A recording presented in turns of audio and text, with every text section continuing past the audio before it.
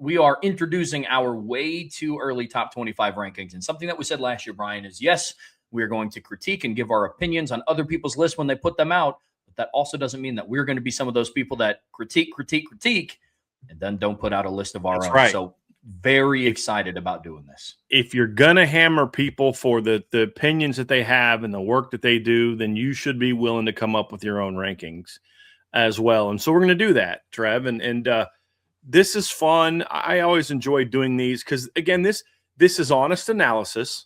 We didn't just like throw dice to see who was going to be where. Trev didn't have a dart board with all the 100-some teams on. He's throwing darts at to see who's going to be in his top 25 for some of the picks. It's meant to be fun, but it is honest analysis. We're giving you our honest opinion. I mean, we spent the last 3-4 days just diving into depth charts, and we're texting back and forth like, dude, I was really feeling this team, but I just realized they got like 5 brand new starting offensive linemen. That's a concern. Or there's a couple teams like I didn't think I was going to have some teams ranked as high as I did going into it.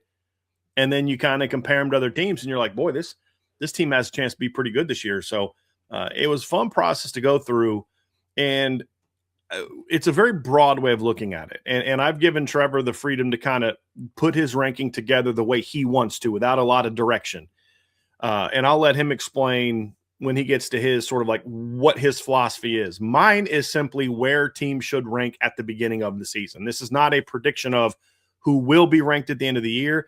It is based on what teams did last year. You can't ignore that. You also don't put the entire weight of it on last season because teams are different. It's about partly what you did last season, partly what kind of retention you had to your roster, and then what retention you had in your coaching staff, and then what I project your team to be talent-wise going into the season. So it's not so much a prediction of, I think this team is going to finish the year 12th and this team's going to be 14th. Because in some of these cases, Trevor, I think there's a chance that a team is going to end up ranked higher because of schedule and things like that. I didn't take those things into account. I know you did, for example. So I'll let Trev explain his ranking process, but just they're a little bit different, which gets to some of the differences that I think that we have of where people will be and where they should be. There's only one spot in my top 25 that is reserved exclusively for someone that did something last year. And you guys know what that is. We'll be consistent with it. And so what we're going to do is we're going to go 25 to 21. Trevor will release his and explain why. I'll do mine. Then we'll go 20 to 16, 15 to 11, 10 to 5, 10 to 6, and then 5 to 1. It's going to be a lot of fun. I'm very much looking forward to this. And then we will also do one preseason.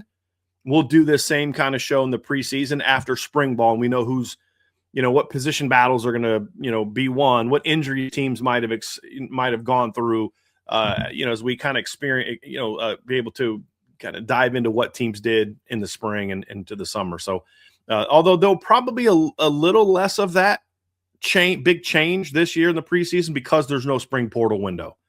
So you won't see the wow, did you see so-and-so left so-and-so?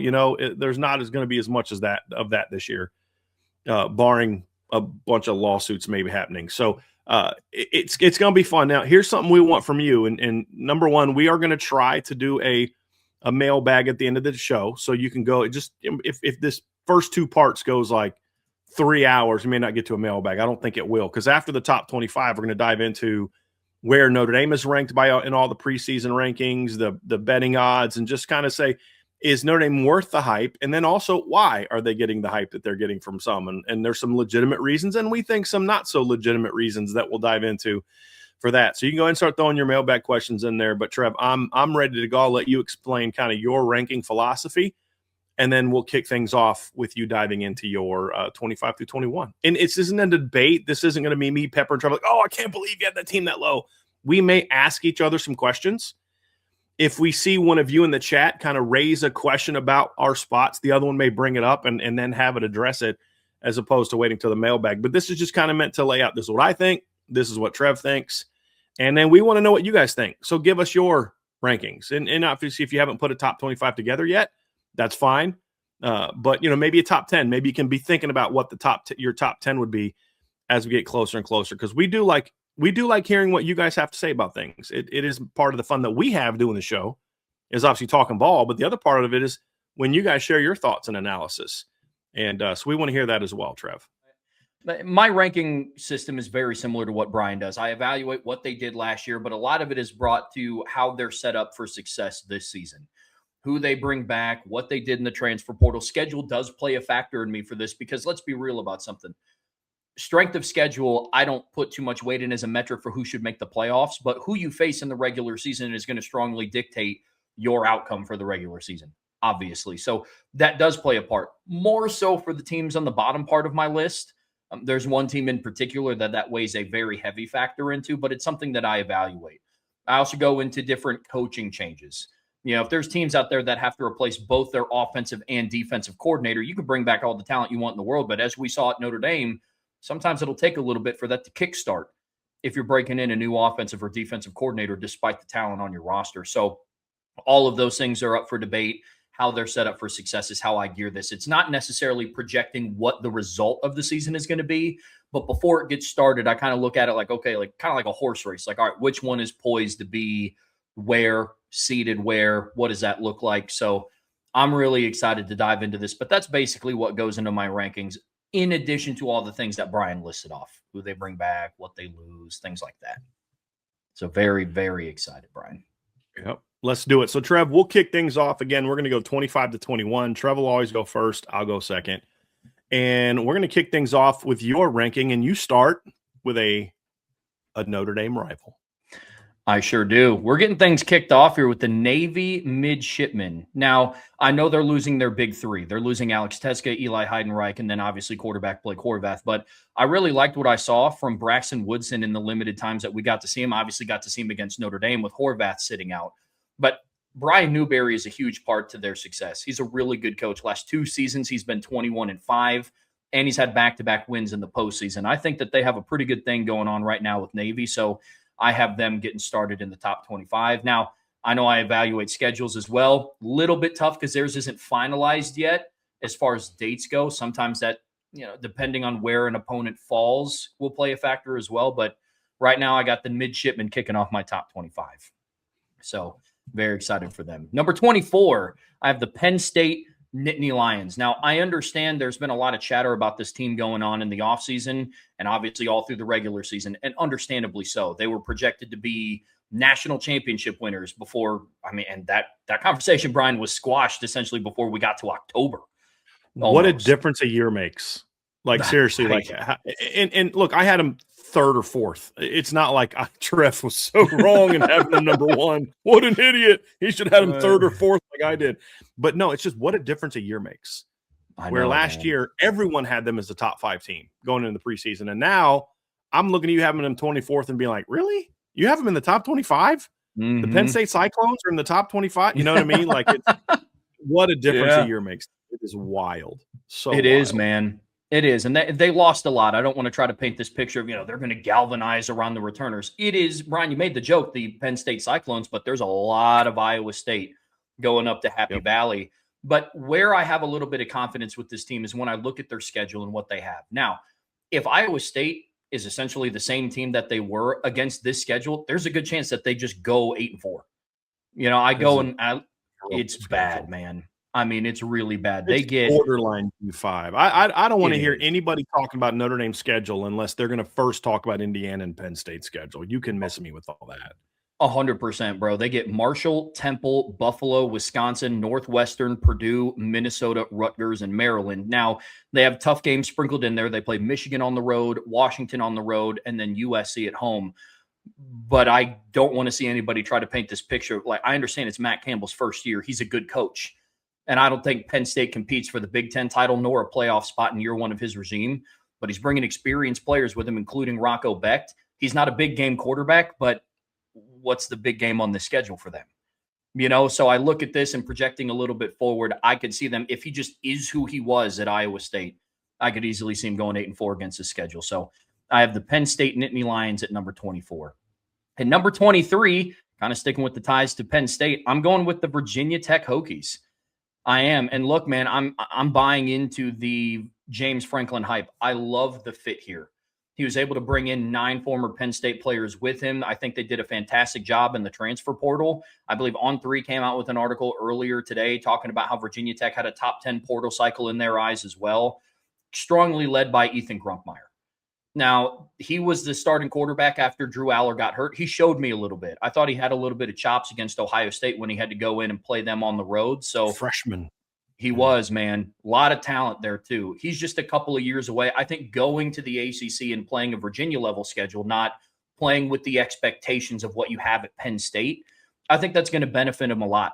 Love the fit here. I like Virginia Tech in my top 25. At number 22. So Trev at 24. Hold on. So 24, Trevor's got the Penn State Cyclones, and at number 3, Trev's got the Virginia Tech Nittany Lions. I just want to make sure we're clear on these. I mistyped the logos. I said Virginia Tech Hokies and Penn State Nittany Lions. Is my bad on that. It should be Penn State Cyclones, Virginia Tech Nittany Lions. Good stuff so far, Trev. Thank you. Thank you. Thank you. Number 22, I have the Houston Cougars. So the first team from the Big 12 makes an entrance here. Connor Wegman returns after a decent season in 2025. Now, Mekhi Hughes from Oregon transferred in. I think this is a better fit for him as well. I mean, he was surrounded with a bunch of talent in that room. And obviously, we see what type of room. We're going to talk about them a little bit later. But I think he's going to have a bigger impact at Houston. Their left tackle and right guard also return, giving some stability to that offensive line. And then Amari Thomas returns at wide receiver.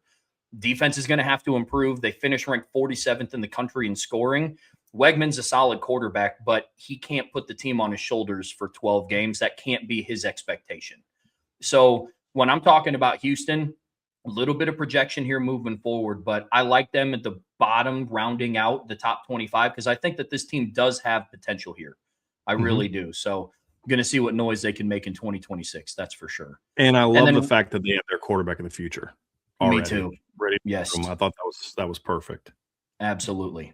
And then rounding out my 25 to 21, I have the Virginia Cavaliers. Now, Tony Elliott, he proved to me this past season he is a legit coach, man. He finished 11-3, played for the ACC title, and that was with losing players like Malachi Fields, having to replace a quarterback. Now, I would argue that upgrading or moving on from Anthony Calandria was an upgrade for Virginia, and I think that showcased itself on the field.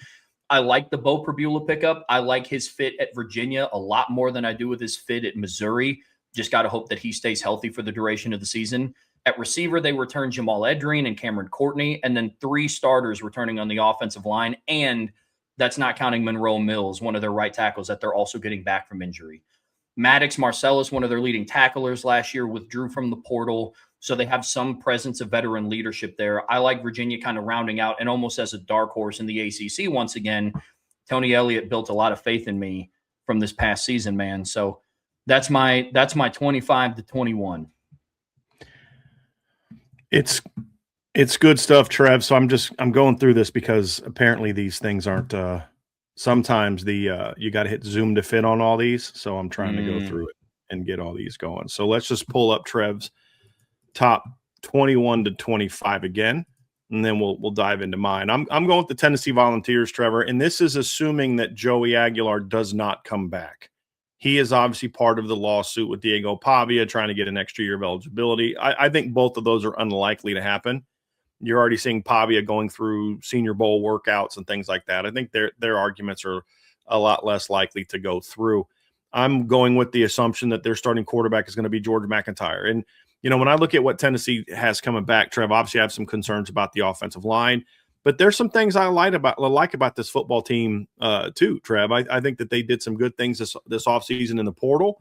I look at their defensive line. I think Chaz Coleman should help them. I think his ranking and some of the things was a little too high for a guy that had 3 tackles for loss and a sack last year. Getting Arian Carter to come back at linebacker out of the portal was huge. And I know they lost Chris Brazell, who was their top receiver, but they got Braylon Staley coming back. Mike Matthews comes back. They have a stud freshman coming in Tristan Keys that I can think that they flip from LSU that I think can help them. And then they did lose Lance Hurd at left tackle, who transferred to Kentucky. But David Sanders is going to be a sophomore next year. He's an elite talent. I could see him sliding over to the left side. And they picked up a couple guys from the portal that I think can help them. Maury Williams from LSU is a guy that I think could step in maybe at right tackle. If I had more confidence in their defensive line, I would have them higher. I actually like what they have coming back, a linebacker, Aaron Carter, Edwin Spillman. They've got Amari Campbell coming in from Penn State. They got Xavier Gilliam coming in at nose tackle up front as well, which I think will help them a bit. I did like their portal class, but I just need to see that D-line come together. They lost a lot from their defensive line last year, and they lost some good secondary players, but some of them I kind of think might be addition by subtraction, to be honest with you. Now, they do have Ty Redmond coming back. I think he's a good player. They got Quay Moss coming in from K-State. They got Kyan Lee from Auburn, TJ Metcalf. So I actually like this team. I think they're better positioned. They were very young in some key spots last year, and I think they're going to be better this year. And I was high on George McIntyre coming out of high school. I want to see what he can do. And then, of course, they've got a stud 5-star freshman coming in as well that if McIntyre falters, they could always turn to him eventually. I originally had Florida at 25, but I just couldn't justify putting a 4-8 team with a new staff in there. And Tennessee I had at 26, and I decided to put Tennessee in there because of the knowns. I think there's more knowns, and they're a team that was in the top 25 until like the last two rankings. So they were much closer to being that team last year. Washington Huskies is a team I have at 24, Trev. I do have some question marks. Honestly, obviously you're going to have some departures. You lost Jonah Coleman, who I think was a big-time player for them. They lost the Boston kid at wide receiver. I think that's going to be a loss for Washington. But when I look at them, I still think there's a lot to work with. Obviously Damon Williams is coming back. They've got, I think, 3 starters from their offensive line coming back. Their defense was kind of hit or miss last year. They had a couple key departures, but I do think they have some good players coming back. My big concern about having Washington higher is, one, they still have to show me that they can win on the road. They haven't done that yet, and that creates some question marks about them. And then two, I just said 1 and B. 2 is I need to see – I'm very concerned about the dynamic of their quarterback being trusted by his teammates with what he did. And that is either going to be something that eventually galvanizes this team and they maybe are a little better than I think, or it's going to be something that kind of causes them to not reach their potential. That is something that is a bit of a concern for me with Washington. But there's talent there, man. There's definitely some talent there to work with, just really across the board. And getting Jane Lamar is going to help with losing Jonah Coleman, but he's not Jonah Coleman. And I like Brian Bonner as sort of a third down scat back. I don't think he's kind of like that difference maker. That would be a reason I'm a little bit hesitant to completely jump on the Washington bandwagon this year. Although I me, Trev, I'm really high on Damon Williams, but the stuff he kind of pulled this offseason was like, I question if that team is going to be able to kind of stay together and stay unified. And then also, like I said, he's got to show me he can win on the road. A team that I have here is Arizona Wildcats. They were a surprising team last year. Very surprising team for me last season. I honestly did not have a lot of expectations for Arizona last year. And I had them, I think, middle of the pack in the Big 12 because, look, Jed Fish had left. Their new head coach comes in. He doesn't do a good job. They lose Ted McMillan. They lost a lot of talent. I'm like, how are they going to be better this year without that? But I tell you what, he did a tremendous job this season, a tremendous job getting this team turned around and really turning them into a legitimate top 25 caliber team from Coach Brennan I'm referring to. So, Noah Fafita comes back. They get their, 2 of their top 3 leading rushers coming back. They've got good talent come back at receiver. That's another position where they got hit again with departures, but they had some solid portal pickups. They got Rodney Gallagher, who gives them a little bit of a, change of pace guy in the slot. Their offensive line took a hit, but their defense brings back some really good players on their front 2 levels. Their secondaries kind of got to get remade a bit. They're banking on a lot of DBs from the portal. But as we've seen in recent years, teams that rely on portal DBs have been able to be successful. Miami revamped their entire secondary last year with portal guys and went and played for the championship. So that doesn't concern me a lot. And so I love the fact veteran quarterbacks are going to play a lot for me when it comes to some of these rankings for some of these teams. Number 22 for me, Trevor, is the Clemson Tigers. I know. Trust me, I know. But I look at this team, Trevor, and I think that they've got rid of some players that maybe were not bought in to what they were doing. and you have some guys coming back that I think are better leaders. I like Chris Vizina a lot. It was very high on him coming out of high school. I think that he'll add a little bit more of a throwing element to the mix. I like Cade Klubnik. He's a good football player, but I just felt like he never evolved from a processing standpoint and didn't consistently make the big time throws. This team had to be built around their receivers, and Garrett Riley didn't know how to do that. And he didn't know how to do that with the type of receivers they had. He's still trying to run like an old school RPO, quick game all the time type of system. And I don't know that's what you want to be doing with the talent they have coming at receiver, because they have one of the best receiving corps in college football coming back next year. There's no, even losing Antonio Williams, they have one of the best college, and they're bringing in one of the best incoming freshman classes at wide receiver this year. So I think Chris Vizina fits that very well. He can get the ball downfield. He can, you're getting Chad Morris back. We'll see how he does. Defensively, you're going into year 2 of Tom Allen. I think that should help. Yes, they lost Peter Woods and TJ Parker. Neither of them were very good last year. I thought Will Helt was their best defensive end. He comes back. Jaheim Lawson comes back. Vic Burley's back. I think he'll be a solid rotation player. Chant Thompson is going to be a year older. Darian Mayo's a year older. Plus, they went into the portal and got some solid players. They're going to be good at linebacker. Their secondary is a little bit of a question mark for me, but I do like their portal pickups there. Getting Elliott Washington is a really solid nickel player I liked. But I think they're going to be better in year 2 because of being in year 2 of Tom Allen. The only question mark I really have about Clemson is their offensive line. But to a degree, I wonder if they're better off moving on from all those guys, because they just weren't good. They had all these veteran players that just weren't good. So I just look at Clemson, and I think they probably start the season off with an L against LSU. But I just think this is a team that going into the season is going to be a lot better than they were this year. And they just tanked last year. I mean, they just didn't have it. I think that team lacked leadership, and I think some of the issues that they had are gone. And I think they're going to be able to fix some of those things. And then at number 21, Trev, I'm going to stay in the Big 12, and I'm going to go with the Arizona State Sun Devils. I honestly was not anticipating liking Arizona State as much as I thought I was. Obviously, they lost Sam Levitt. They lost Raleek Brown, who had 1,000 yards last year. They lost Kanye Udo. They lost Jordan Tyson. They lost Malik McClain. They lost, almost their entire defensive line outside of CJ Fight is basically gone. And I'm like, yeah, I'm not going to like this team. But number one, I think that one thing that helps them is they bring back 4 starters in the offensive line. And that's big to me. 3 starters in the offensive line, excuse me. And that's big to me. They went to the portal and, I think upgraded at receiver. Now, there's nobody as good as what Jordan Tyson was 2 years ago, but they're not replacing 2 years ago Jordan Tyson. They're replacing last year's banged up Jordan Tyson that wasn't nearly as impactful. And getting Reed Harris, I think that was a great portal pickup for them.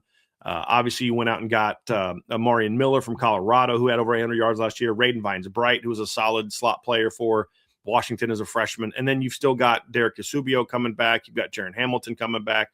So I actually really like this team, Trev. I think that Arizona State's going to surprise some people. I thought they did a really nice job on the portal. I think getting Jalen Thompson was a really nice fit for them. Marion Winston from Baylor's a really nice pickup for them. They got a kid from Colorado State, a linebacker from Colorado State named Owen Long that I really like as well. Out of the portal, I think he'll step right into the lineup and be a good player. And then I like some of the things they did in the portal at safety as well. They got a safety from Kansas that I really like. So I like this team. I think that you're going to have more buy-in this year at Arizona State. I think when your quarterback is always kind of looking to be the next big thing, I think that can hurt your locker room. And just the way that they talked about him and when he opted out, you could just tell that there was a lot of pent-up, we don't trust that guy that was there. I'm not a huge Cutter Boley fan, but you know what? He had some nice moments last year. He torched Tennessee last year in a game.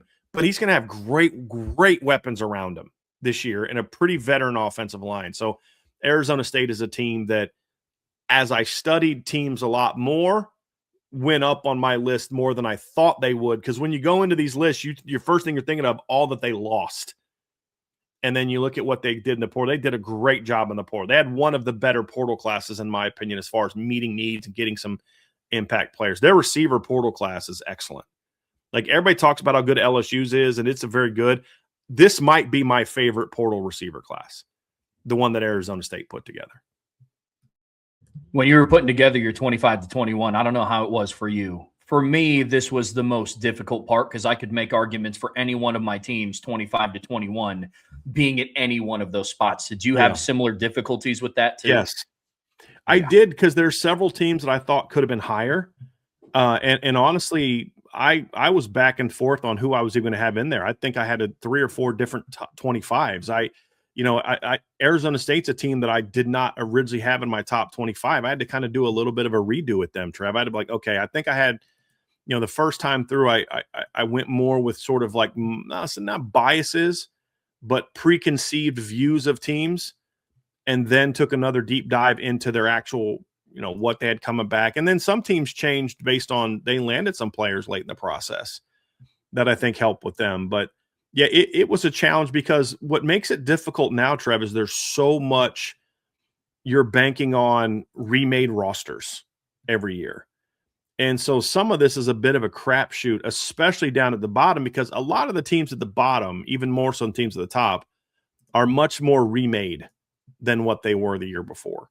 You're like, well, I think this team is going to be good because insert all these different things they did in the portal to change their roster. And like Arizona State, who I was just talking about, I think they're going to be good, but they're relying on a completely remade roster.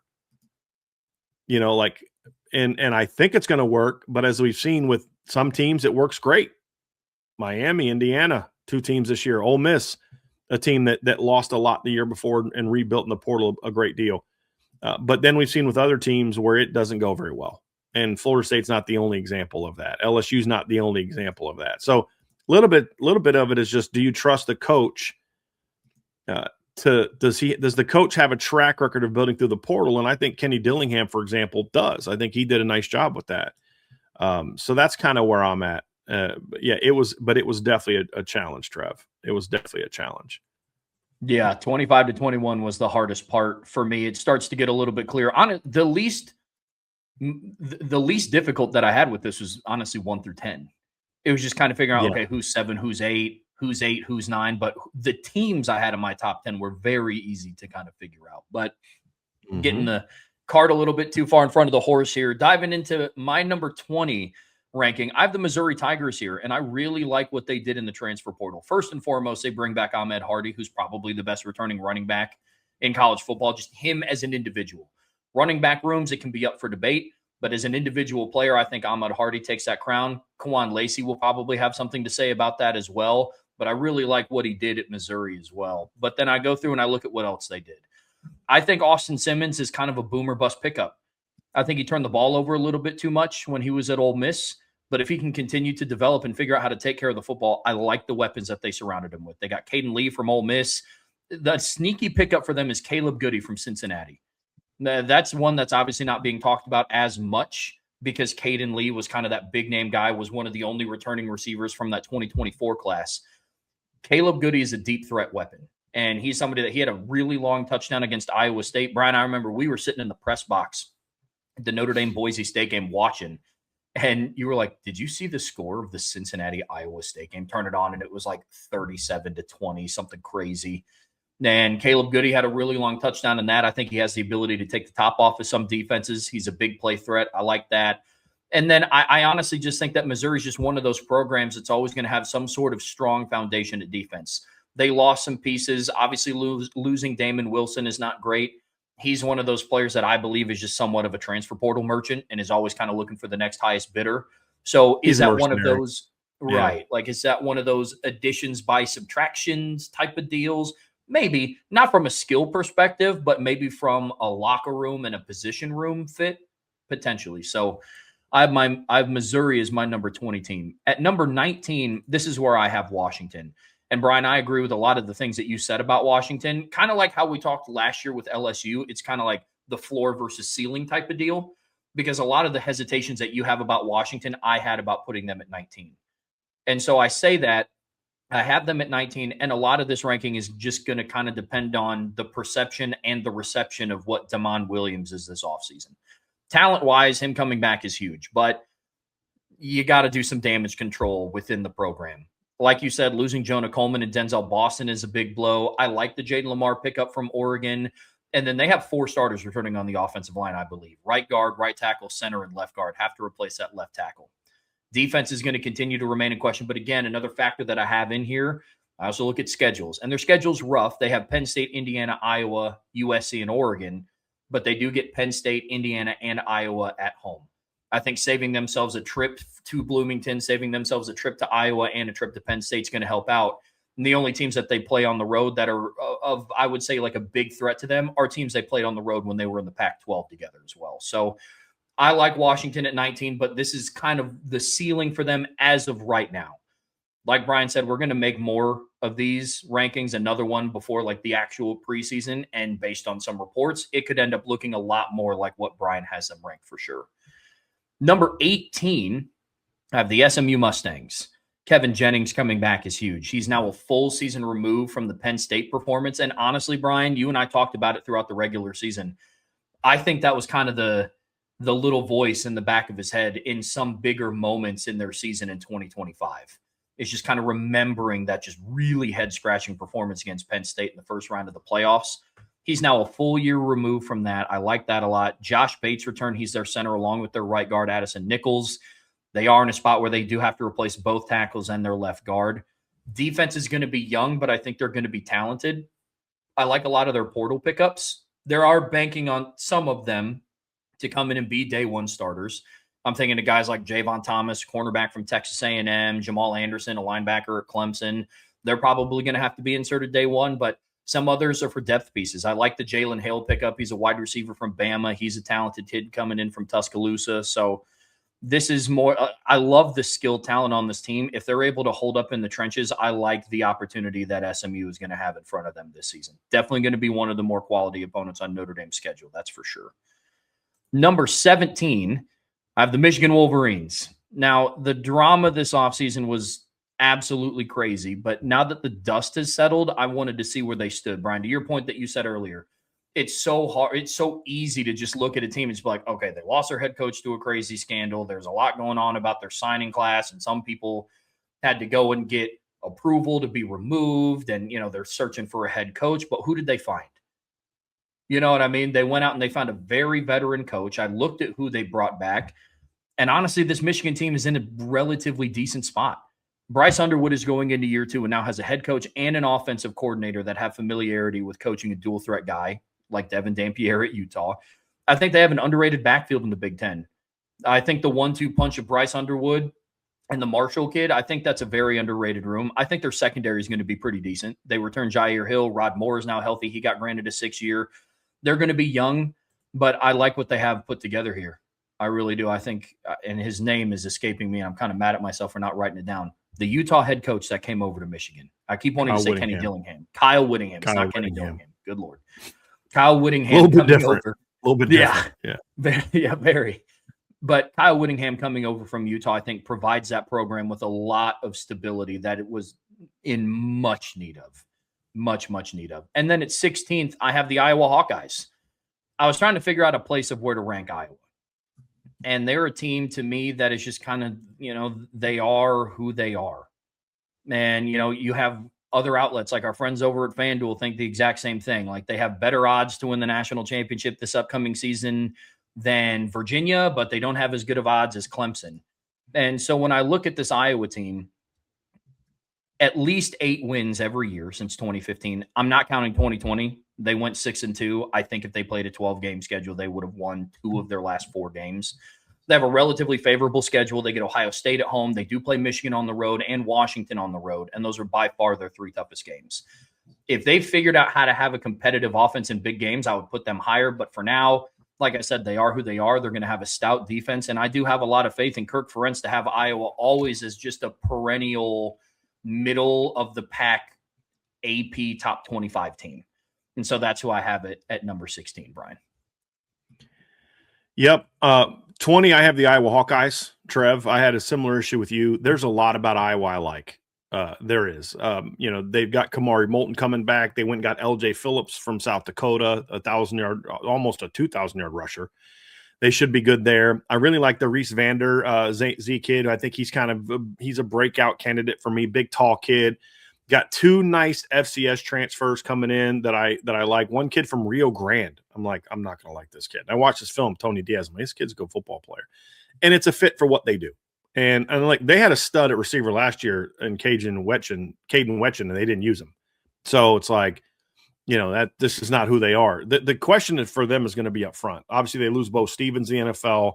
They lose Logan Jones in the NFL, and then Jennings Dunker in the NFL. They do bring back Trevor Lauk, who's, I think, an outstanding player. Cade Piper. Jack Dotzer, battled for one of the starting jobs last year at guard or at tackle. I think he's going to slide into the starting lineup this year. And they just develop good offensive lines at Iowa. That's kind of what they do. Defensively, I'm a little bit – I have some question marks on their defense, personnel-wise. I like some of the portal pickups they made, but Trev, they lost a lot from their front seven, and their secondary was just absolutely depleted at the safety level. Their corners should be good, but like losing Xavier Wankpa, losing Cohen Ettinger, who went to the portal and went to Louisville. I think he went to Louisville. That to me was where I got to say, okay, I got to question that. And then finally, the 2 quarterbacks. You've got Hank Brown and Jeremy Hecklinski.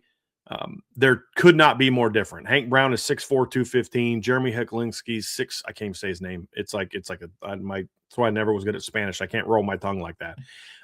He's 5'11", 188. And so who wins that battle is going to go a long way towards determining how good they're going to be. But it's just kind of like, but this is what Kirk Ferentz does. They're going to be good on the offensive line. I'll probably have Trevor Lauk as one of my preseason All-Americans. I think their offensive line is still going to be good. And then you've got to say Phil Parker loses guys every year, and he just keeps putting out top defenses. So you kind of give him a little bit of benefit of the doubt that even with all the losses, they're still going to be pretty good. So I have Iowa at number 20. Number 19 for me is Michigan, Trev. Similar things for you. You got to think about this team. They went 8-4 last year, right? 9-4 last year with a coach who was doing the things and struggling with the things that Sharon Moore was struggling with. Imagine what they're going to be like with a grown-up running that football program this year. Right. And you're going into year 2 of Bryce Underwood. They had no clue how to use him last year. None. It was an embarrassment how they used him last year. Now you're going into it. You've got a new offensive coordinator. You've got a new defensive coordinator. I liked both of those hires. You're going to be still good at running back. Obviously, you lose Justice Haynes, but they lost Justice Haynes last year. I mean, he got hurt. They only played the first 7 games, and he didn't play anymore. Jordan Marshall steps in, plays great, rushes for almost 1,000 yards, 10 touchdowns. And then they went out and got Savion Hyder, who's a 5-star kid. Well, I didn't grade him as a 5-star, but I had him as a top 50 back. He's still a very good back. And they got Taylor Tatum, who gives you good depth from Oklahoma. Receiving corps should be better, Trev. Andrew Marsh is coming back. He was their best weapon. They've got some other talented young players, and they added Jamie French from the portal, who they got from Texas. That was a good pickup. They should be, and then J.J. Buchanan, who some depth charts list as a tight end, but you watch him play at Utah, he's a receiver. He's a boundary receiver. That's basically they use him the way that some Notre Dame fans have said, "Hey, could you maybe use Preston Frizzell and Ian Premer as just boundary receivers?" That's what Utah did with J.J. Buchanan, and I expect that to continue. But here's really where it comes down to for me, because Michigan's defense is still going to be good. They lost some edge players. They brought in some good edge players. Obviously, I don't know that John Henry Daly is going to be 100% beginning of the year. I have some concerns about that. We'll see how that pans out, but they're going to still be very good up the middle. TJ Pierce, Etta comes back. You've got Nate Marshall coming back, who's a talented young player off the edge. I do think John Henry Daly is going to be there at some point in time.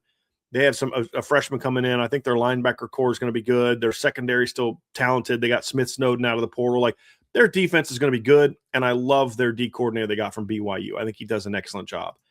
But where I still look at Michigan and I'm like, this is still a team that I think can win with their offensive line.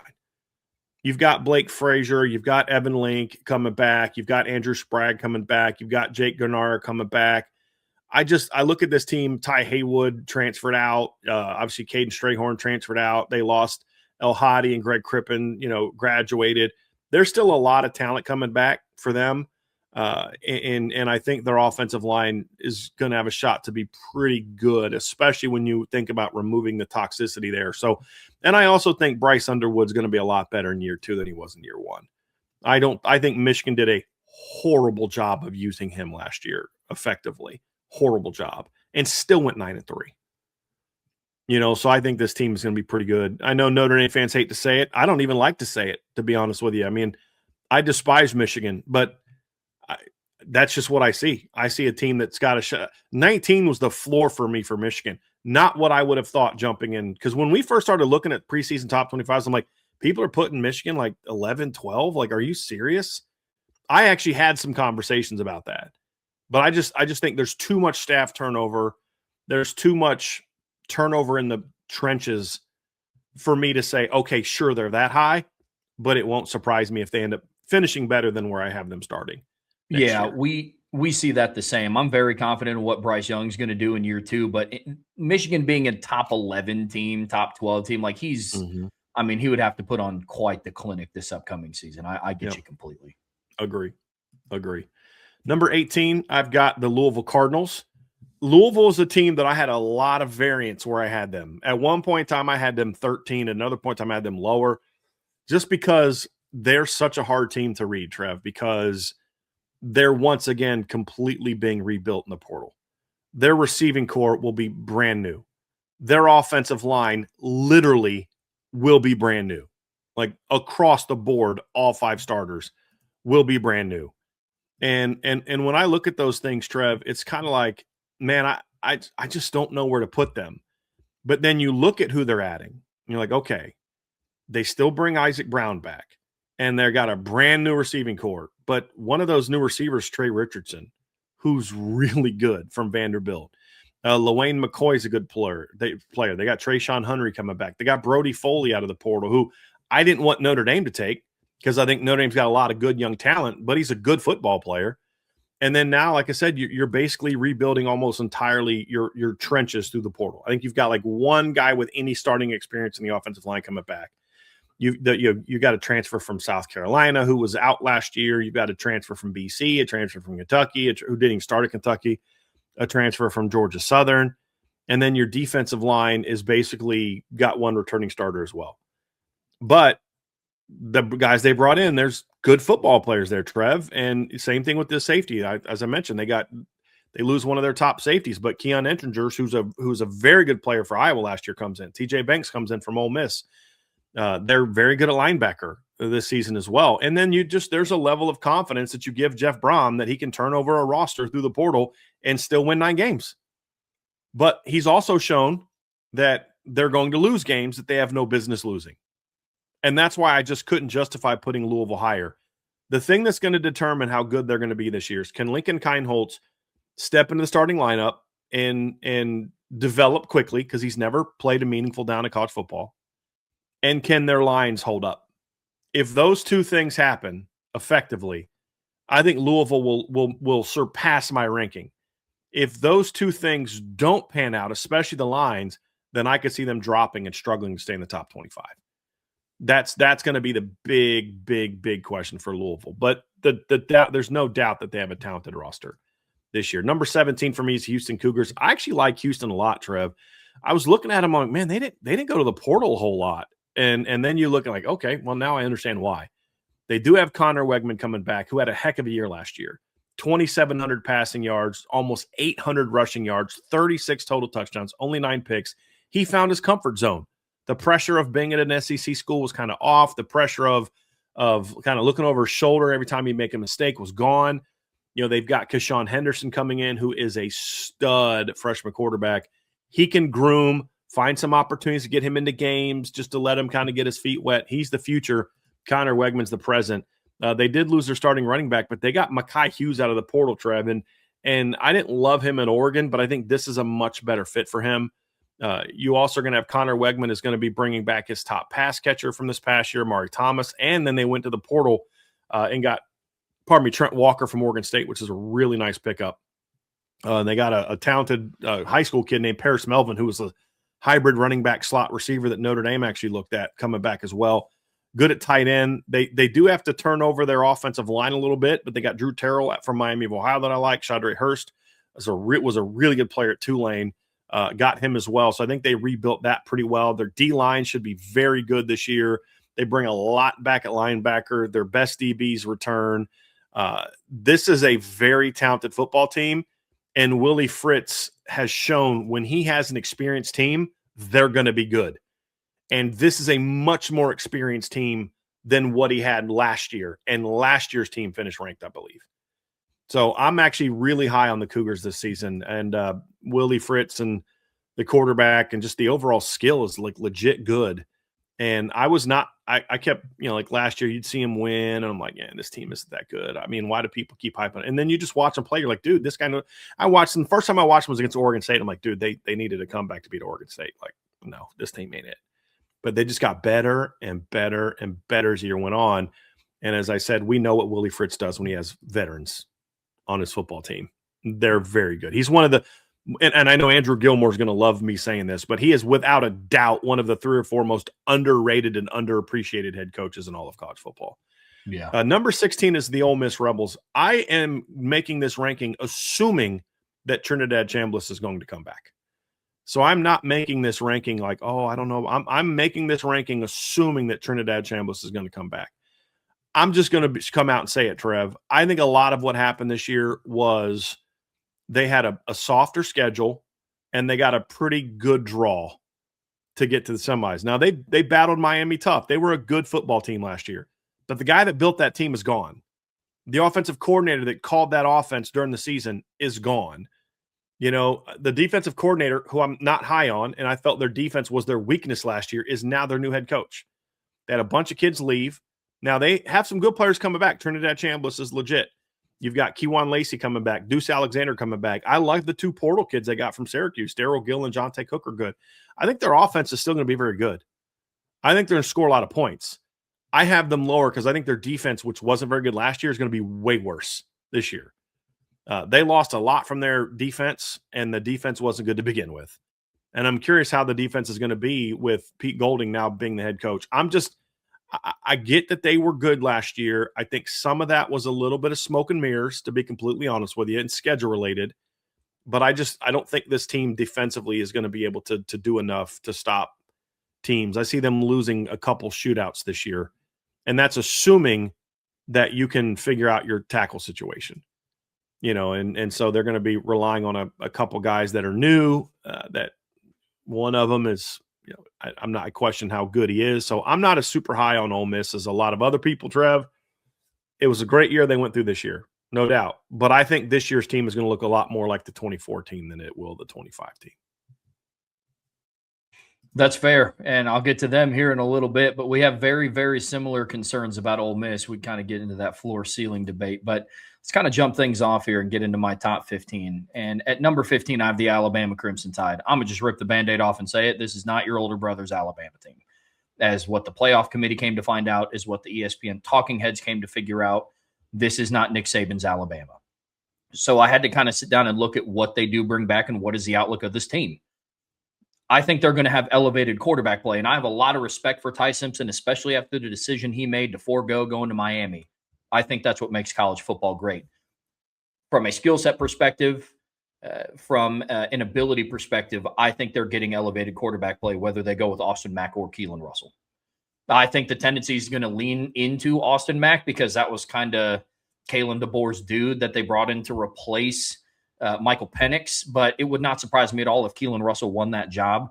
I do like Ryan Williams coming back, and also Latsier Brooks. Latsier Brooks was one of their better playmakers on that offense that people just weren't able to talk about.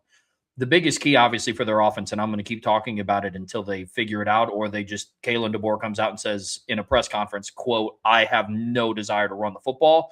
But you can't put, especially with an inexperienced quarterback, you can't put the same amount of pressure that you put on Ty Simpson as a very experienced player. Not experience in terms of playing, but experience in terms of being in college and what it takes to run an offense. You're talking about a coach's kid here. If Keelan Russell wins the starting job, you can't say, hey, kid, I need you to go out there and throw 37 passes a game for us to be able to win by 3 points. So I have Alabama at 15th. I like their secondary on defense. They returned Keon Sabb, Zabian Brown, who I think is one of the better cornerbacks in the country, and then Bray Hubbard. But this is going to be a big year again. I just pointed back to Alabama's offense. It's going to be a big year for Ryan Grubbs. Needs a rebound from last season. They lose a lot in trenches on both sides of the ball, and it's not like their trenches were spectacular last year either. So it's going to be one of those where it's like, okay, is that addition by subtraction, or does the skill margin gap really plague this team? Not sure. That's why I kind of put him at 15th here. At number 14, I have the Louisville Cardinals. And I'm putting a lot of faith in Jeff Brown to put it all together. And I didn't last year because I didn't like the Miller Moss pickup. I was very consistent with that last year, and I think he was somebody else. Look, I will say a bunch of things about Lincoln Riley. I will. But one thing that I will say about him is that dude can develop quarterbacks for the most part. It's kind of taken not a back seat, but it's taken a dip from the days that he was at Oklahoma and then brought Caleb Williams with him. But that being said, if Lincoln Riley's moving on from a quarterback, I didn't like the outlook with it, especially with how good Jeff Brom is at developing quarterbacks. But his ability to develop quarterbacks is why I like the Lincoln Kienholz pickup. I think he's a little bit more moldable than what Miller Moss was coming into that point in time. I think that they're going to have one of, if not the best 1-2 running back punch in the ACC with Isaac Brown and Kawan Brown coming back. Isaac Brown withdrawing from the portal and Jeff Brown being able to sit down with his staff and convince him to withdraw his name in the portal might be one of the best portal moves this season that not a lot of people are talking about. They might not be in my top 25 if Isaac Brown left. Literally. Yes. Yes. I mean, that is one of the, I ranked him as my top 5 running back coming back in college football in 2025. You better believe his name is going to be on that list for me again in 2026. But if Jeff Brown can sit down and figure out how to just eliminate those head-scratching losses, that's what's so fascinating about him as a head coach. They're going to have big games on their schedule that I have confidence they'll win at least one of them. But the bigger question with him is, okay, are they going to lose to, they're going to lose to Old Dominion? Which team are they going to drive? They're going to play a struggling Pitt team on the road and lose by 30? I'm not entirely sure. But I do think this is the year they kind of sit down and put it all together. And then who they hire at defensive coordinator will dictate a lot of their success. Ron English stepped away to watch his son's final year at Navy. Very interested to see who they get to replace him. Very interested. Right. Yes. It's kind of like Evan Withers just decided to leave Ohio State to go be the head coach at James Madison back when they were an FCS team. Sure. That was the reason provided. There's no doubt about that. That is for sure. Number 13, I have the Oklahoma Sooners. Now, playoffs aside, and it's a conversation for a different day, whether they should have hosted, whether they shouldn't have been in, whether they should have been on the road. Well, last season showed me something about Brett Venables. He had his back against the wall, and he put together a playoff run at the playoffs. Now, obviously, they had a first-round exit to an Alabama team that they faced earlier in the year, but them in the regular season being able to go into Tuscaloosa and hand Kalen DeBoer his first loss at Alabama, I mean, that's something for me that impressed me a lot. And he did it with a quarterback that wasn't fully healthy really from the middle of October to the end of the regular season. He comes back. John Mateer comes back along with Isaiah Sategna. That's going to be huge for their offense. They lose key pieces on the defensive line, but honestly, I'm pretty confident that Brett Venables is going to be able to reload there. They still have important rotation pieces coming in. I think Oklahoma's still going to have one of the better defenses in the country this upcoming season. So I have them right now 13th, and then if this was a playoff discussion, kind of on the outside looking in. So very interested to see what the Sooners do this year. At number 12, I have the LSU Tigers, and Insured by Big is actually kind of on fire. Who leaked our rankings to Big? That's what I want to know, Trev. Okay, I'm going to inspect your computer, Lauren's computer, my computer, and Angela's computer because I want to know who linked our rankings to Insured by Big. Is my apartment bugged? Yeah. Is your basement bugged? What's going on here, bro? Seriously, I knew LSU people had me bugged, man. I knew it. But I have LSU at number 12, and this, to me, this is a floor pick. I wanted to put them higher. And no, I'm not saying that because Insured by Big is in the chat and we go way back. But in all seriousness, I couldn't put them higher because there's just so much new. I love the new, but there's just a lot of it. And I haven't seen what a Lane Kiffin offense is going to look like at LSU. I am under the belief that it's going to be good. But you guys know me. I'm Mr. I got to see it. And so I don't know what that looks like. But what I do know is a lot of the pieces that are being put on this offense is really, really strong. Love Sam Levitt coming in from an X's and O's standpoint. J.C. Brown is a huge pickup. Trey Brown III from Old Dominion. They brought in a lot in the trenches. Caden Durham withdrawing from the portal is massive. I like Tradez Green at tight end. Whit Weeks comes back on defense. He's one of their veteran leaders, definitely a big presence there. And then retaining Blake Baker is also massive for LSU's defense. What's odd about this is it's interesting that with a Lane Kiffin-led team, because Blake Baker is there, I have more questions about their offense and how it's all going to come together, despite Lane Kiffin being the head coach, than I do about their defense, because there's continuity there. If Lane Kiffin can get this offensive line to play together as a cohesive unit, and when I mean a cohesive unit, I'm not talking about a Joe Moore Award finalist, just good.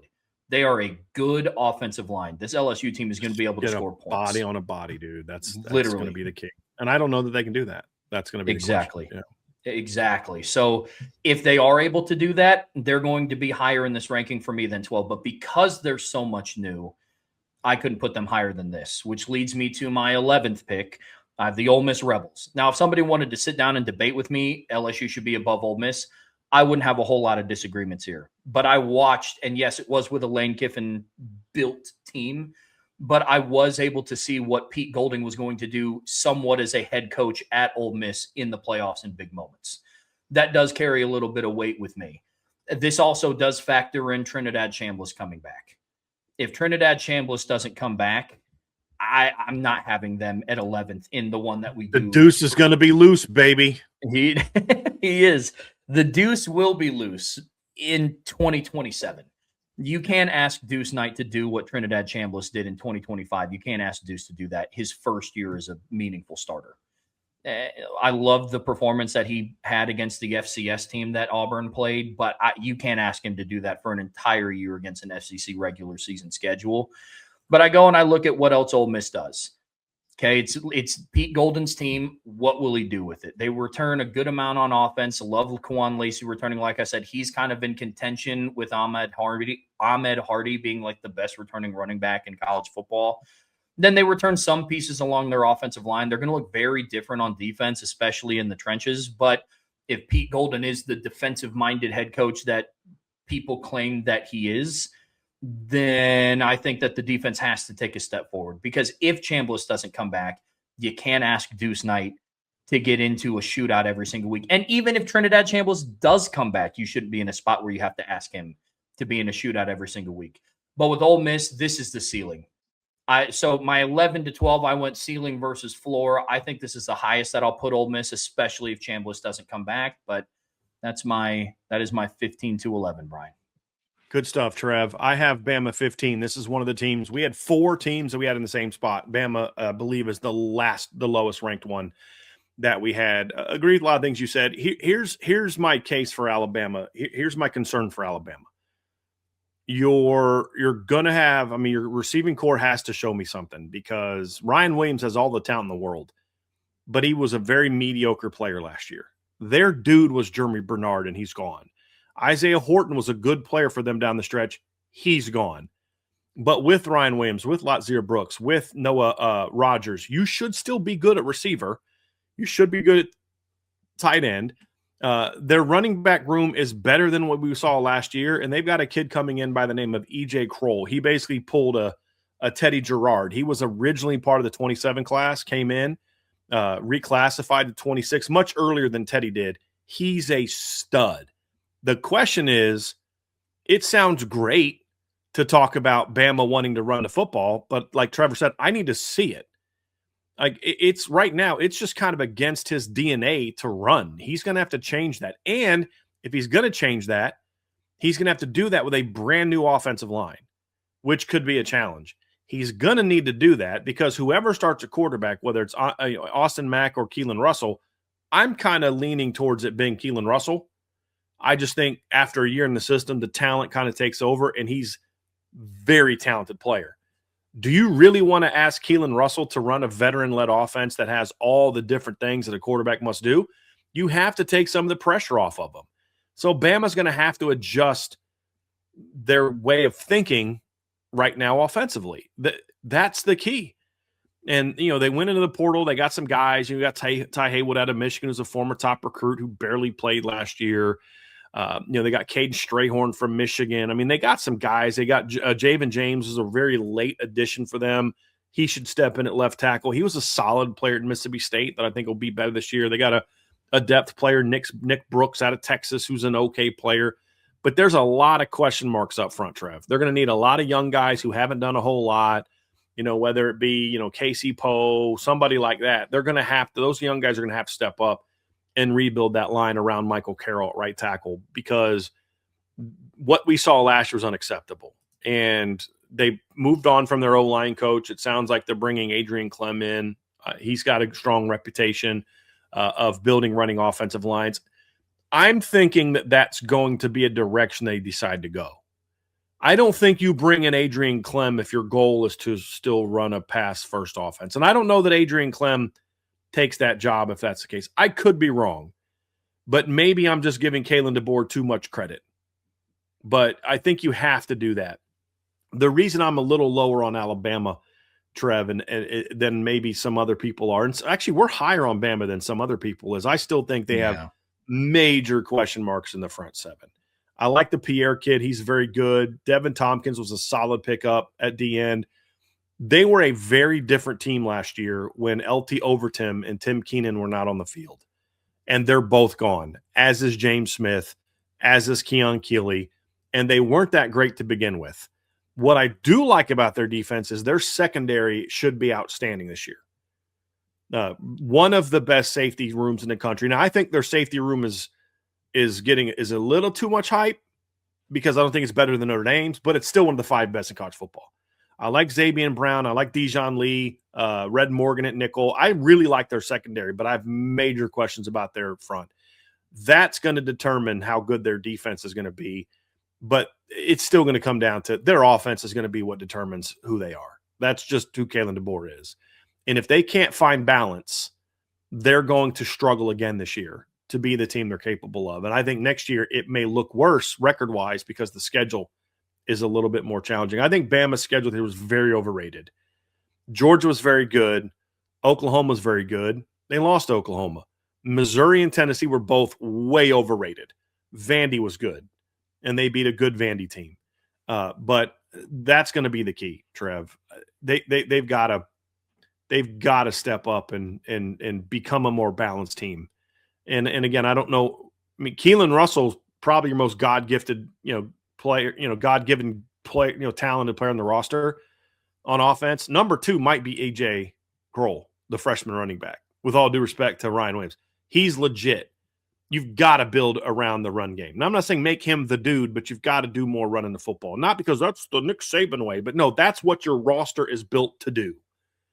Now you got to play to it. If he does that, then I think Bama could be better than my ranking. If he doesn't, then this is their ceiling, in my opinion, if he doesn't make those changes. 14, I have LSU at 14. LSU is a team that I have a lot of variance on, Trev. I just can't justify putting a team that was 7-6 last year into my top 10. But I could see LSU finishing in the top 10. Again, this is based on where teams should be ranked for me going into the season. This is actually a lot of respect to LSU.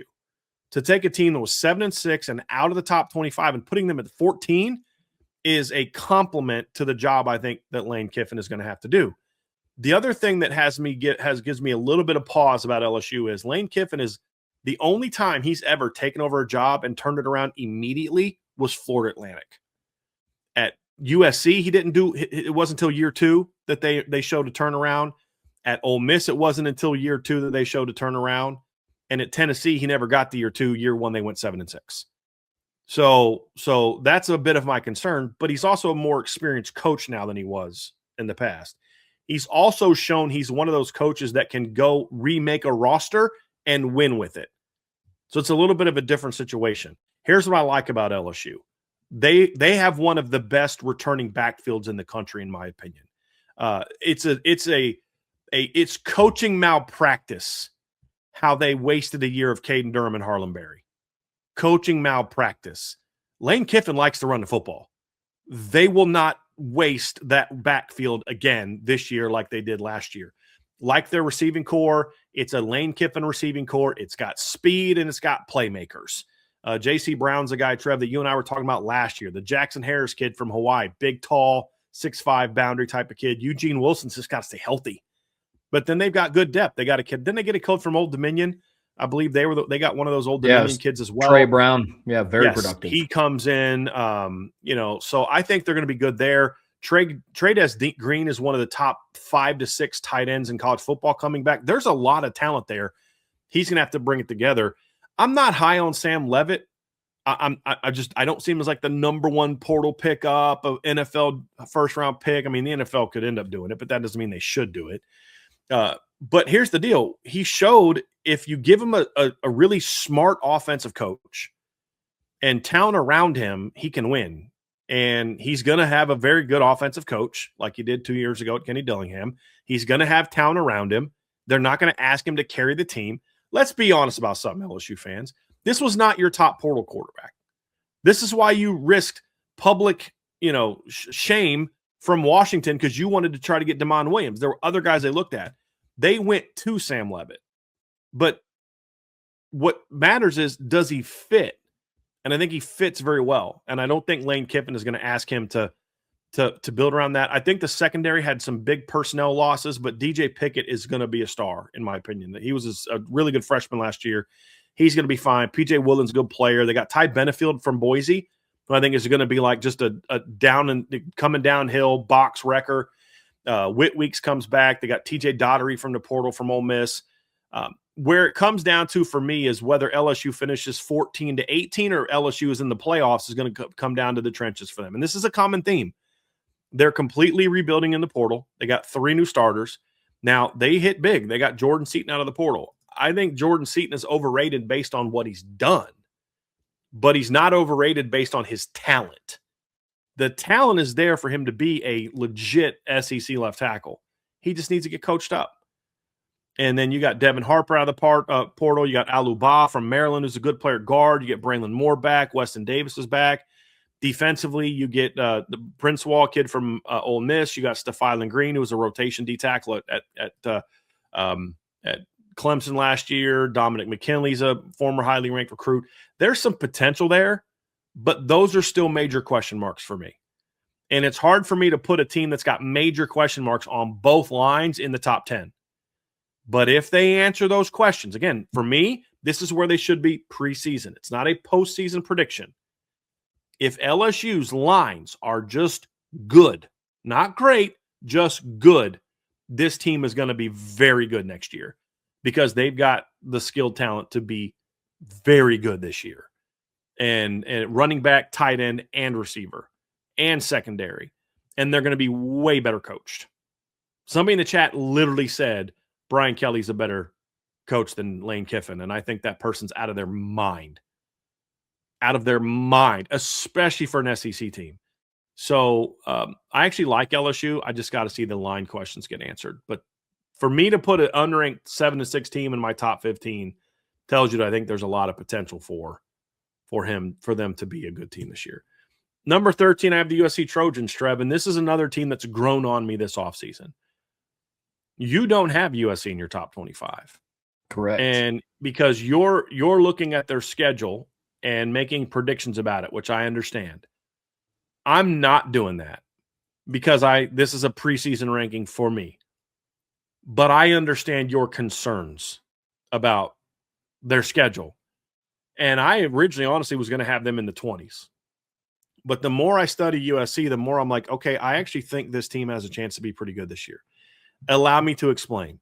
Because the first thing I said to you was like, dude, this receiving core does not look like a typical Lincoln Riley leaving receiving core. Tanook Hines is a nice player. He's a complimentary player. Terrell Anderson's a nice player. He's not an elite player. Zacharias Williams will end up being a good player. They did get some good from high school kids that are going to be coming in. Their tight end situation is I'm not sure about that. But here's what I like about USC. Number one, they have a experienced quarterback coming back. Their backfield, if they can stay healthy, is going to be very good. It stunk for them that Eli Sanders and Wayman Jordan got hurt last year, but that led to King Miller showing up and becoming a dude at running back. Now you get Wayman Jordan back, and you've got an offensive line that returns 5 starters. Now, not all at the same position, but because Elijah Page was banged up, other guys stepped in. So Tobias Raymond, who ended up playing a lot of left tackle when Elijah Page went down, could play right tackle. He can move into guard.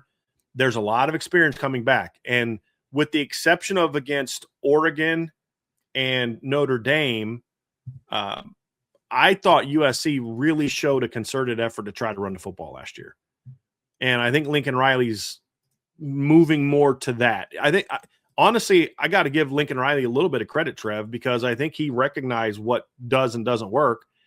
And I think what you're seeing from him is saying, hey, we've got to get back to the way we were at Oklahoma, where, yeah, we threw the football, but we could run the football. And they had some ups and downs in that regard last year, but there was an attempt to run the ball. Even against Notre Dame, they tried to run the ball early against Notre Dame and Oregon, and they just couldn't. They just couldn't do it. They tried to run the ball against Iowa. They just couldn't do it. They tried to run the ball against TCU. They just couldn't do it. But there was a clear effort to do so, and I think they'll be a lot better at it this year because they're a lot healthier and they're going to have some players. The receivers got to step up, though. Defensively, this is where I've changed my opinion a lot on USC. Looking at their front four was a concern for me because of who they lost. They lost Anthony Lucas. They lost Evan Tompkins to the portal. But Cameron Crawford and Braylon Shelby come back.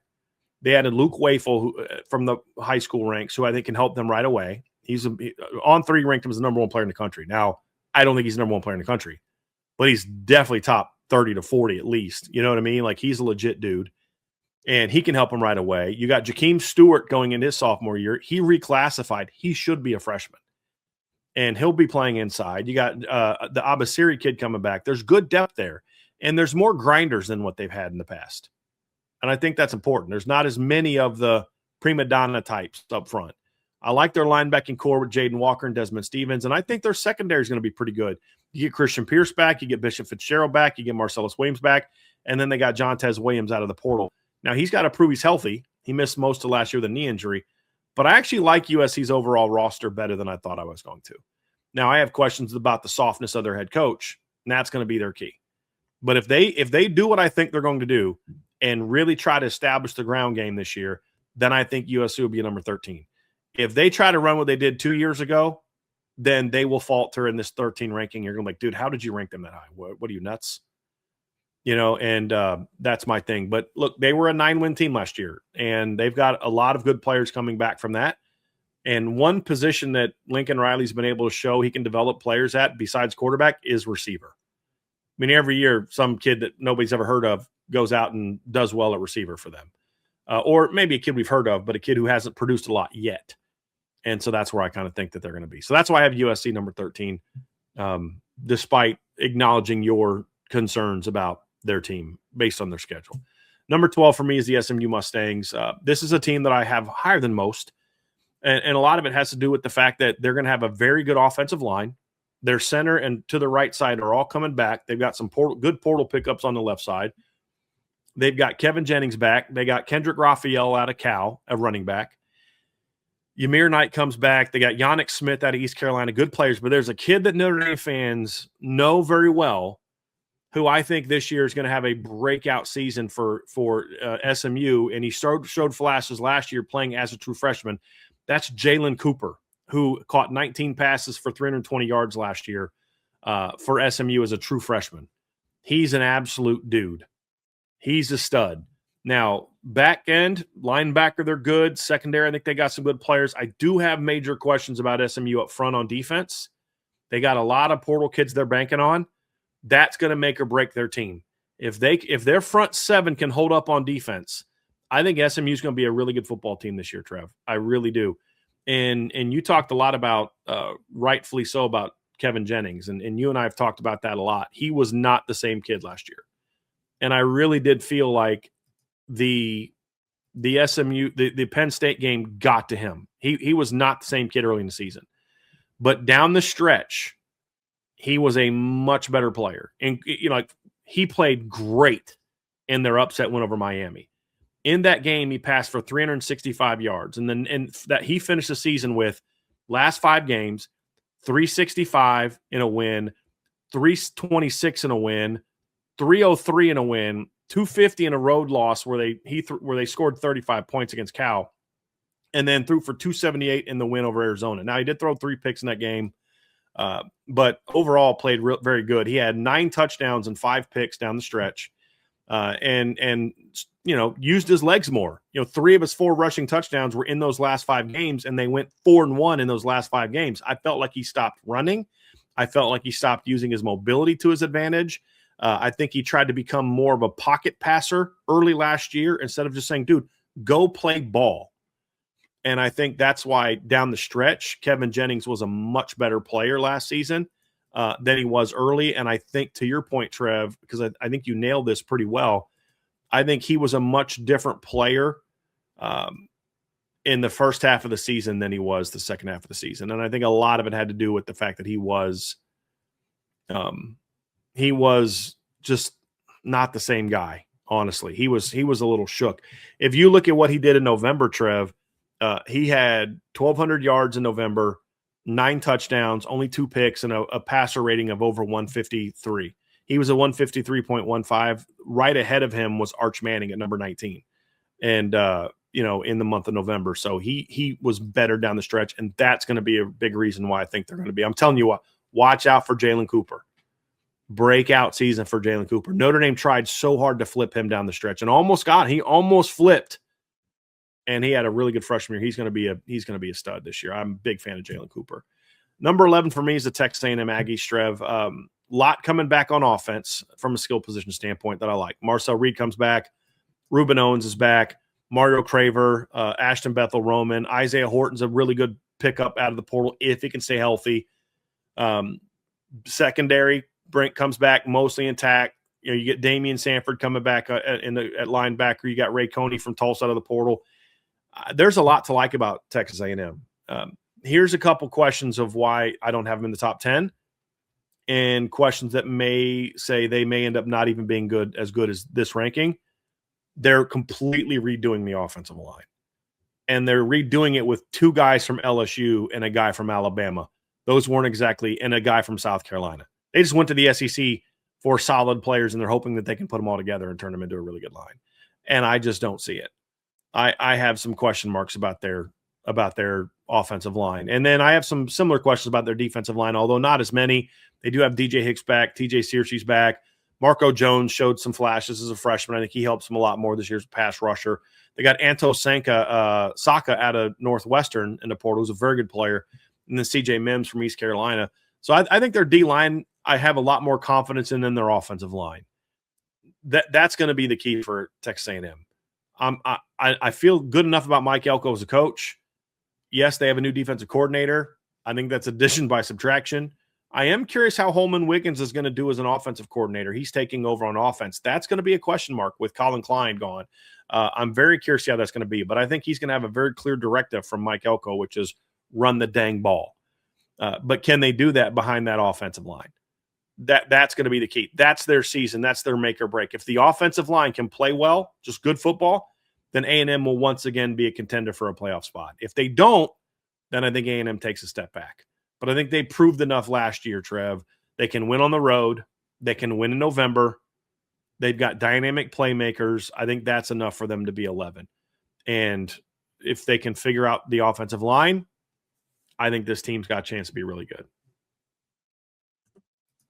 Brian, I think it's time to dive into the top 10s. What do you say here, bro? About that time. At my number 10 spot, I have the BYU Cougars, and I really like what they have coming back. First and foremost, Kalani Sitake. He's 23-4 in the last 2 seasons, and this is the first year that he's had a returning starting quarterback in Bear Bachmeier. LJ Martin coming back at running back is also huge for them. They kept their portal losses to a minimum. They lost mostly depth pieces, and there was really only 3 portal losses that they had where if position battles kind of panned out the way that they thought they were going to, the players who transferred might have started. They also bring back Parker Kingston at wide receiver. That's huge for them. He was their leading receiver. 66 catches, 924 yards. He averaged 14 yards a catch and 5 touchdowns. Key pieces come back in both sides of the trenches from a leadership and from a production standpoint. BYU is in a spot where now they have a quarterback that's a dual threat. He has experience in big games, played against Texas Tech twice. As a true freshman, played in the conference championship game. And honestly, the move to get him, I'm still in love with, because after the whole thing went down with Jake Retzlaff, you kind of had to turn to a true freshman at Bear Bachmeier, who ended up leaving Stanford. And so I think BYU is kind of poised to go on another run. Kalani Sitake is absolutely cooking right now in Provo, Utah. Very excited to see what they do when Notre Dame comes to town as well. I think that has the potential, Brian, to be a top 10 matchup that not enough people are talking about. I'm just going to quickly, your next two, Trev, I'm going to follow up just with my comments and then skip them because these are the next two we have the same. I echo everything you said. I think getting Walker Lyons out of the portal also helps their pass game from USC. Oh, yeah. They returned 4 starting offensive linemen from a team that won 11 games last year. And they returned most of their top players on the D-line. They return a lot from the secondary, and they return 2 of their 3 starting linebackers. So this team brings back a lot. Bachmeier's now going to be a year older. LJ Martin coming back was also huge. So if BYU was good last year, there's no reason to think they won't be good again this year because they basically brought back, with the exception of Robert, the receiver, Roberts, I think was his name, correct? They bring back just about every impact player they had, and they added Walker Lyons. So, yeah, this is a very good football team coming back, and there's no reason that we should think they're going to take a step back. They were old last year outside of the quarterback. They're going to be even older this year. So this is a legit BYU football team. Legit. It is, man. Very excited to see what they do in 2026. At number 9, Brian and I both have the Texas Tech Red Raiders. And they had another solid portal cycle. Not to be surprised by what they got going down there in Lubbock, Texas, but I like the Sorsby pickup from Cincinnati. That is an upgrade from Baron Morton. Baron Morton was a nice player. I think Brendan Sorsby gives him a stronger arm back there. You have the aspect of a little bit more of a dual threat than what you had than with Baron Morton. And Morton's health issues kind of started to plague them a little bit down the stretch. But again, I echo their portal cycle. Mateen from Wake Forest is big for the defensive line. Picking up Austin Romaine from Kansas State. Brian, you and I were talking yesterday. That kid's not Jacob Rodriguez, but that's still a very good pickup. Very productive. Ben Roberts may be, though. Yes. Him coming back, he may be this year's Jacob Rodriguez. Bro, yeah. That kid is legit. You could argue down the stretch he was playing just as good as Jacob Rodriguez. I mean, I was starting to hear Roberts' name just as much as I was hearing Rodriguez's name in the Big 12 championship and in the playoffs. So, he was huge in the Big 12 title game. Massive. Huge in that game. Yeah. Absolutely massive. I love the Kenny Johnson pickup. You guys know how high I talked about Kenny Johnson for Pitt at the start of last season. And now he's going to Texas Tech and more of a balanced sort of offense. Very excited to see what he can do with Sorsby at quarterback. And then along the offensive line, they return 3 key pieces. Howard Sampson returns at left tackle. Sheridan Wilson returns at center. And then Jacob Ponton returns at right tackle. So I find it easier, significantly easier, I would argue, to having to replace interior guards and having to replace 2 anchors of your offensive line at left and right tackle. And then the center, your leader of your offensive line, is also coming back as well. I like what Texas Tech has going on right now. Actually, my thing is, I think offensively, I think they're going to be just as good, if not better. They may not be better statistically, but I think they're going to be better in the big moments and in the postseason than they were this year. My big question mark about them is more so the defensive side of the ball. Trev, you remember when they were going after the kid from Wake Forest? I said, look, he's a nice player, but he didn't blow me away. With all due respect to Adam Trick from Miami of Ohio, who's a good football player, with all due respect to Trey White from San Diego State, they are not David Bailey. They're not. No. And you lose him, you lose a lot of your top. 3 of your 4 starting D linemen.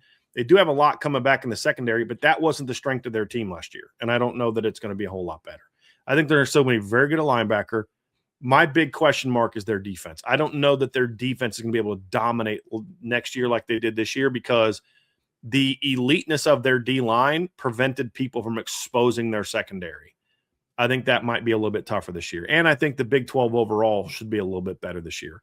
So, but I still think this is a legit top 10 team. They showed last year they are not frauds. No, they didn't play great against Oregon in the postseason, but they're still a very good football team. A very good football team. And big reason why they didn't play well in the playoff was the quarterback just was outmatched. I don't think Brendan Sorsby will have those same issues. Agreed. So Kenny Johnson's a good football player. He'll be able to place Reggie Virgil very easily. Mm-hmm. And Dante Lee from Liberty will help them. And then Coy Eakin comes back. So I think this is going to be a very good offense. The defense is where I have a little bit of questions. Absolutely. Could not agree more. At number 8 is where I have the Texas A&M Aggies. You have Mike Elko going into year 3 as head coach. The hype around Marcel Reed going into 2025, I thought should have been placed on him going into this year.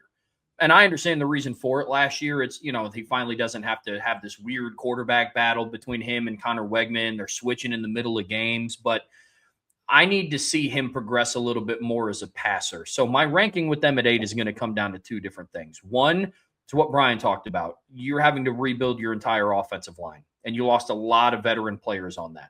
Love Ruben Owens coming back. I would argue they have a very underrated skilled unit, one of the most underrated skilled units in the SEC, with Mario Craver coming back, getting Isaiah Horton. Ashton Bethel Roman comes back.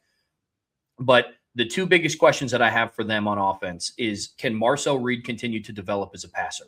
A lot of people talk about how he ate Notre Dame's defense up. And yes, on the stat sheet, he passed for a lot of yards, and then he orchestrated that final drive. He also completed under 60% of his passes. He was missing wide open receivers in game 13 against Miami in the playoffs, and their offense was only able to score 3 points. I understand it was against Miami in that defense, but Texas A&M by far put up the least amount of points against Miami in the postseason compared to Ohio State, Ole Miss, and then obviously Indiana. Defensively, I like their secondary. Marcus Ratcliffe comes back. I think Dalton Brooks comes back. Des Ricks and Bryce Anderson withdrew from the portal, so that's going to be big for their back end. They are rebuilding along the defensive line, but not to the degree that the offensive line is. TJ Searcy, DJ Hicks, and then Marco Jones comes back as well. So love Elko going into year 3 here. But for them to live up to being number 8, and the one thing that, if my ranking of 8 is too high for them, I think it comes down to two things. One, like Brian said, the offensive line just isn't what it needs to be. And two, if Marcel Reed is just the same passer that he was, they're going to win some football games. But if they do make the postseason, I think it's going to be another early exit for them. But for right now, I have Texas A&M at number 8. At number 7, I have the Georgia Bulldogs. And this was such a hard team that I had such a hard time figuring out where to put them, because they're not in the, the 8, 9, 10 range, but I also am not going to put Georgia in my top 5 because I just don't think that they're there right now from a talent perspective. So their overall talent on the roster has steadily declined since the 21-22 national championships, obviously, and it's really declined every single year since. But it's hard for me not to continue to rank them kind of right where they're at, the lower middle part of the top 10. They might have the best running back room in the SEC coming back. I like Nate Frazier. Chauncey Bowen showed me a lot last year. Gunnar Stockton returning for his 7th year of college football is big for the offense. Here's my biggest questions with them. Offensively, can Mike Bobo grow as an offensive coordinator? If he's just, again, the same guy that he was, there's going to be a cap on this offense, and I don't think that cap is going to be great. Can he be more willing to rely on the run game? How Georgia can counter their overall ceiling lack of talent on offense, not having guys like A.D. Mitchell and George Pickens and Brock Bowers and Ladd McConkey, is can they rely on the run game? Freaking loaded. Good Lord. I know. If they can lean more into the run game, because now that level of talent is kind of, right now it's focused on the running back room. If you can lean into them and he can grow as an offensive coordinator, I think that's going to be huge. And can the wide receivers step up? And then defensively, can you return to form in the trenches? Not in terms of talent, but in terms of production. And yes, I understand you kind of need the talent to produce the way that guys like Jalen Carter and Jordan Davis did. And I understand that completely. But your trenches have to play more of a factor for you this year, and they can't wait until the middle of November to start doing so. But as of right now, sometimes you kind of put faith in Kirby Smart as a football coach, man. Like, dude, that's the only reason I have them ranked where I have them, and it's the only reason because like their talent. I was talking to Sean Davis about this last night. Like, this is just not the same roster it used to be. No, but neither was last year, and they still won the SEC title again because he's an elite coach. I know, man. I mean, I don't like him. I think how the fact that they have the issues off the field they do it makes me really dislike him. But as a football coach, guy just wins and dominates a league that outside of him, there's not a lot of great coaching. I think that's starting to change a little bit in the SEC. The last couple of years, I've seen an influx of good coaching into the SEC that could hurt them. But it's Kirby. I mean, it's his ability to get that team to play to their potential that is why they win. There was 3 games last year they had no business winning, and they did because they just outcoached the other team in the second half. Ole Miss, Tennessee being the first 2 to come to mind. Same thing with the Agreed. Georgia Tech game. I mean, just Yes. out-coach Brent Key. That was just it. They definitely didn't out-talent any of the three teams that you just listed off. No. Agreed completely. Them having Kirby is just kind of their secret sauce. I mean, honestly, it's really impressive. At number 6, I have Ohio State. You have the Ohio State Buckeyes. And again, this was another team that I didn't really know what to do with them. I think there's so much hype around this team. And it's because, yes, I understand that Julian Sain comes back and Bo Jackson comes back. They're getting in Chris Henry, Jeremiah Smith comes back. And 4 of their 5 starting offensive linemen come back. Here's my question about their offensive line. Yes, 4 of their 5 starters come back, but that also doesn't necessarily make them elite. It doesn't.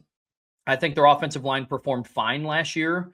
I think Tegratish Bola entering the transfer portal is going to pave the way for a little bit more talent along the interior to step in and potentially start.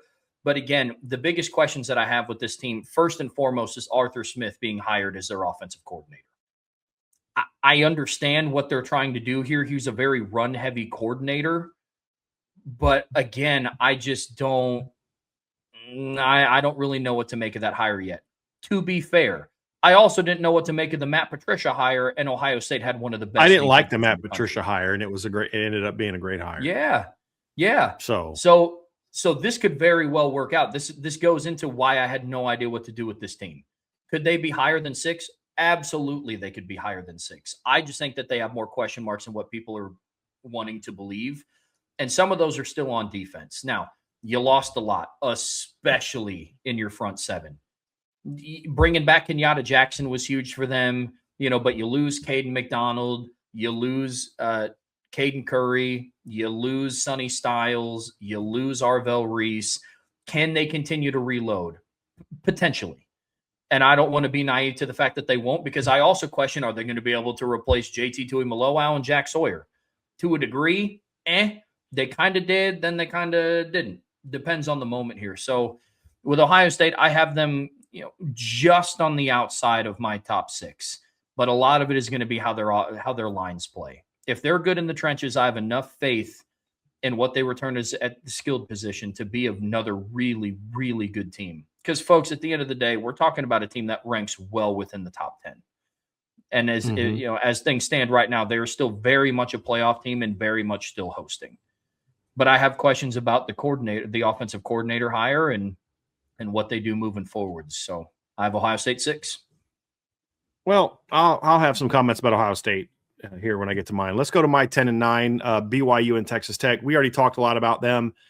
People in the chat, Brendan Sorcery's overrated. Okay. We didn't say he's the best quarterback in college football. We said he's better than Baron Morton. And that's what he is. He's better than Baron Morton, which is why he will help them. So my number 8 is Oklahoma. I banged on Oklahoma last year, and because I thought they were overrated last year, and they were overrated last year. They did well in a league that is otherwise not good. I think Brent Venables did a tremendous job last season in getting the most out of that defense. I think when you look at what Oklahoma has coming back this year, they bring back a ton from last year's team. So while they were overrated last year, they're going to be better this year because they bring everybody back. They bring Mateer back, who's a good system quarterback in a system that he's now going to be in a third-year starter in. And now the rest of the offense knows that system better. He also looked a whole lot better early in the year before he hurt his hand. And as a former quarterback, I can tell you, when you hurt your throwing hand, it takes a while to get right. And a lot of times that just doesn't happen during the season. But Xavier Robbins comes back. Torrey Blaylock comes back. They're going to be good at running back. Their offensive line was a major question mark last year, but they bring back 4 of the 5 starters. I think they'll be improved this year. They have one of the best O-line coaches in the business. And I think the pass catchers are going to be I actually think their pass catchers are going to be better this year than they were last year. They get Isaiah Satenga back, which is huge for them, Trev. But then getting Trell Harris from UVA was a huge pickup.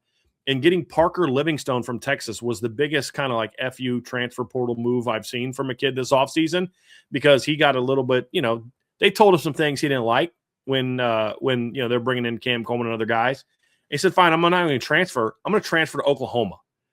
And Parker was very good. There were times this year where he was their best receiver. And Hayden Hanson's a good tight end. So I actually think their offense is going to be a lot better this year than it was last year. just because you're a year or two of a system and everybody is coming back.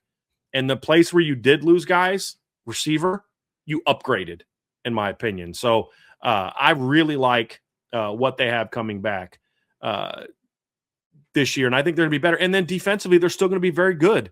They bring back Taylor Wine, who was very good. David Stone, they convinced to come back. They've got Jaden Jackson and Adebawore are going to be two really good players that are going to step into the starting lineup that are former highly ranked players. They got Kip Lewis comes back. He's a stud. I'm not as high on Cole Sullivan as a lot of people that they got from Michigan. He's a nice player, but they're trying to get their other starting linebacker to get granted an extra year. If he does, that makes me better. Their secondary is very well coached. You bring back the Bowen brothers. You bring back Corton Guillory. You got a couple nice portal pickups. You've got some young players ready to step up. I think Oklahoma doesn't miss a beat. And I think this year their defense, defensively, I think this year their defense is going to be every bit as good as it was last year. But the difference for Oklahoma this year is I think their offense is going to be much better. It's not going to be elite, but it doesn't have to be with the way their defense is. It just has to be good.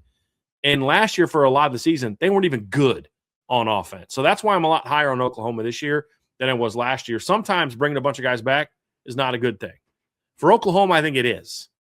I think it is a good thing. I think their offensive line is going to play better together, and I think that having Mateer back is going to be important in year 2. And then he's just got to stay healthy. That's going to because they couldn't run him as much in the second half of the year. He was not the same player when he got hurt. So I think I'm going to very much I was banged on Oklahoma last year. They were overrated. They were not a top 10 team last year, and they weren't. This team I think is going to be a lot better. My number 7 team, Trev, is the Miami Hurricanes. When we did our ranking, we assumed that they were going to have Darian Mensah and Cooper Barcotti. That is going to be true. Those things are now official moves now. So there is a question about that we'll answer. I look at Miami this year, Trev, and skill-wise, this is going to be a very good team. And I don't think that Darian Mensah is as good as Cam Ward, but I think he's better than Carson Beck.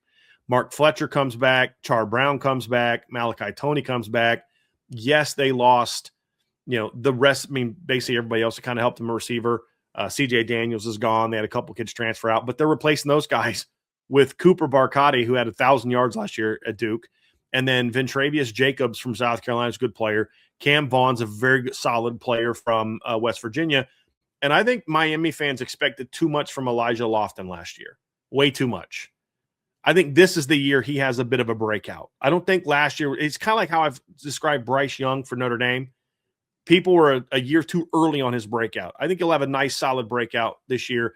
And the same thing on the other side of the ball. Mo Torrey comes back for his 9th year, and that's not a joke. That's not me being hyperbolic about a kid.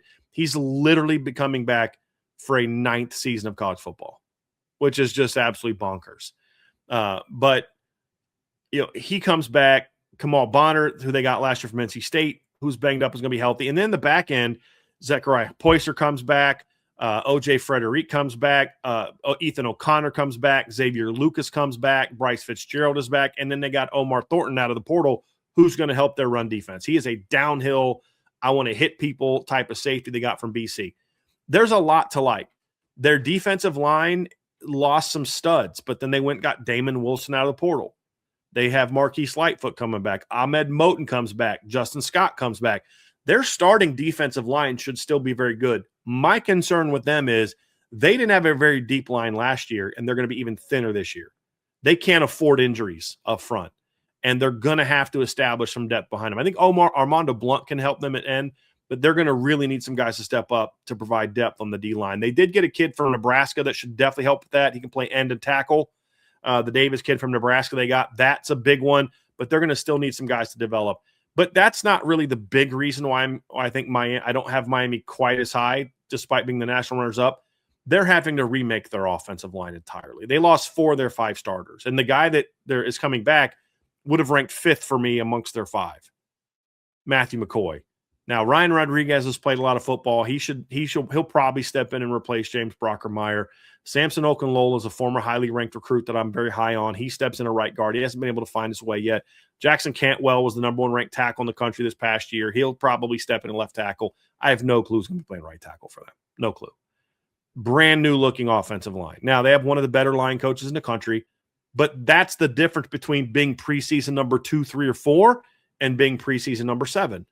They're going to still be very good again, but they got to find some answers on the offensive line and then depth on the defensive line. If they find those answers, then they're the cream of the crop of the ACC again, and they'll be battling to have a home playoff game next year. If not, I still think they're the best team in the ACC, but more 7 than I have them 2 to 4. So that's my thoughts on Miami. And then number 6, I have the Georgia Bulldogs. And honestly, Trevor, I wanted to put them lower. I did. I do not like that roster. Gunnar Stockton's a gritty gamer.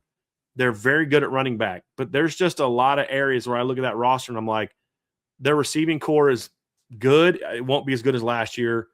They've got Isaiah Canyon, who I like. They obviously Landon Humphreys is going into another year there. I think Noah Thomas comes back. I don't love it. Lawson Lucky comes back. They did lose Oscar Delp.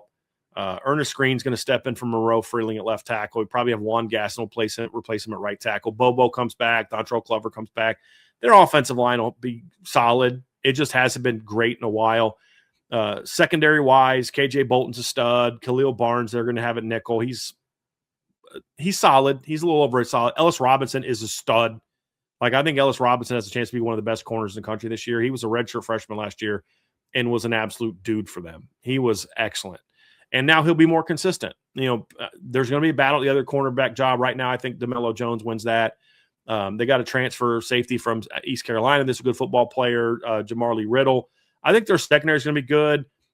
Yes, they lose C.J. Allen, who was a dude at linebacker, but you're going to have Raylan Wilson and Chris Cole at linebacker. They're going to be pretty good. My big concern for Georgia is I just don't love their front. And each year they just get less and less talented up front. And I don't love their offensive line. Their receiving core is not like other top 10 teams at receiver. And Gunnar Stockton is not the kind of kid that can just put a team on his shoulders and say, hey, let's lead us to victory. I just don't think they're a great team. But I said that last year, and they still won the ACC or SEC, and they were still the number 3 seed in the rankings. And until proven otherwise, I can't drop them as much as I want to. Last year I had them 9th. And I think last year's team was probably more talented than this year's team. But it's Kirby Smart, and until proven otherwise, it's hard not to rank them higher than I think that their roster should show, because they should have been the number 3 team in the country last year based on their roster, but they were based on what they did during the season. Was it the fact Kirby Smart coming back combined with the questions on Miami's offensive line that had you have them 6? It's Kirby. At 7. It's Kirby. Yeah. I mean, it's really about Kirby. But it's kind of like the concern with Miami is the fact that they will have brand new looking lines, especially the offensive line. That's the big difference. Georgia has more coming back. But Georgia was a better team than Miami last year through the playoffs. I mean, until the playoffs, right? I mean, Miami got hot at the end, but there's no debating who was the better team in the regular season. It was Georgia. And Miami had a good draw, I think, for them. They beat the team that beat Georgia. So give credit to them. But why did they win last year? They dominated with their offensive and defensive lines. All the guys that dominated for them in the postseason are gone. So they still have to prove that a little bit to me. Whereas Georgia brings back a lot of the guys that were drivers of their success last year. But primarily, Trev, if we're going to compare rosters, I think Miami's roster is better than Georgia's. But preseason ranking, it's like Kirby's still Kirby. And as much as I hate to say it, because, I don't have a lot of respect for Kirby Smart as an off-the-field head coach, but the on-the-field part's elite. And you can't dispute that. You really can't. Yeah, for sure. Let's dive into my top 5. And at number 5, I have the Miami Hurricanes. So we're going to continue talking about that team down south for a little bit. Look, they've gotten now Mensah and Cooper Barcotti from Duke, and you're pairing them with Malachi Toney and Mark Fletcher. Love the skilled talent on offense. Their secondary is set on defense. Mohamed Touré's coming back for another year. Like Brian said, I'm not going to beat a dead horse. Biggest question is going to be their offensive line. They're also losing most likely Akeem Mesidor and Ruben Bain. I don't know if Akeem Mesidor is officially declared yet, but he's getting first-round draft grade, so I'm assuming he's going to go. But you still have Ahmed Moten coming back. You have Justin Scott coming back. Marquise Lightfoot is coming back. I like the Damon Wilson pickup from the portal. I'm really not too worried about their defensive line. Corey Heatherman going into year 2. But I really like what Miami has coming back. The biggest question, to Brian's point, is going to be the offensive line. And this is kind of a common trend. And honestly, I could make this argument about every single offensive line ranked in 1 through 25. From offensive lines like Texas A&M that have to replace every single starter that they have, and same thing with Miami, or offensive lines like Ohio State's that returns 4 of their 5 starters, but it was an offensive line that got dominated by Indiana in the Big Ten championship game and dominated Miami in the first round of the playoffs that they played in. So it's like the offensive line is a huge question for a lot of these teams. It's going to be the same question that I have for my number 1 ranked team. So a lot of things go into this, but I love the surrounding pieces of what Miami brings back. If their offensive line is serviceable, I think they're going to be more explosive on offense this year. They asked Carson Beck to just manage the game, but they picked up a quarterback in Darian Mensah that I believe is more of a game changer than what Carson Beck was, and they don't have to necessarily play risk-averse football with him. I think they can take a little bit more chances with Malachi Toney, another year experience, and with that relationship already with Cooper Burkhardt. So big fan of what they're going to be able to do on offense. My number 4 team, Brian. But let me respond to this real quick. But that's what they were in 2024. Mm-hmm. And the difference between the 24 team that went 10-2 and was outside the top 10 and the 25 team that was in the top 10 and made the run to the title game is they were way better in the trenches. They could score 45. They were number 1 in the country in offense, scoring offense and yards per play in 2024 and still lost to Syracuse and Georgia Tech because they weren't good in the trenches. So like that to me is they've got to be, if they can be as good as they were in 24 offensively, but be as good as they were last year in the trenches, then that's a team that can win the title. But that's where I have the major questions because like everything you said about Miami is accurate, but that's what they were in 2024.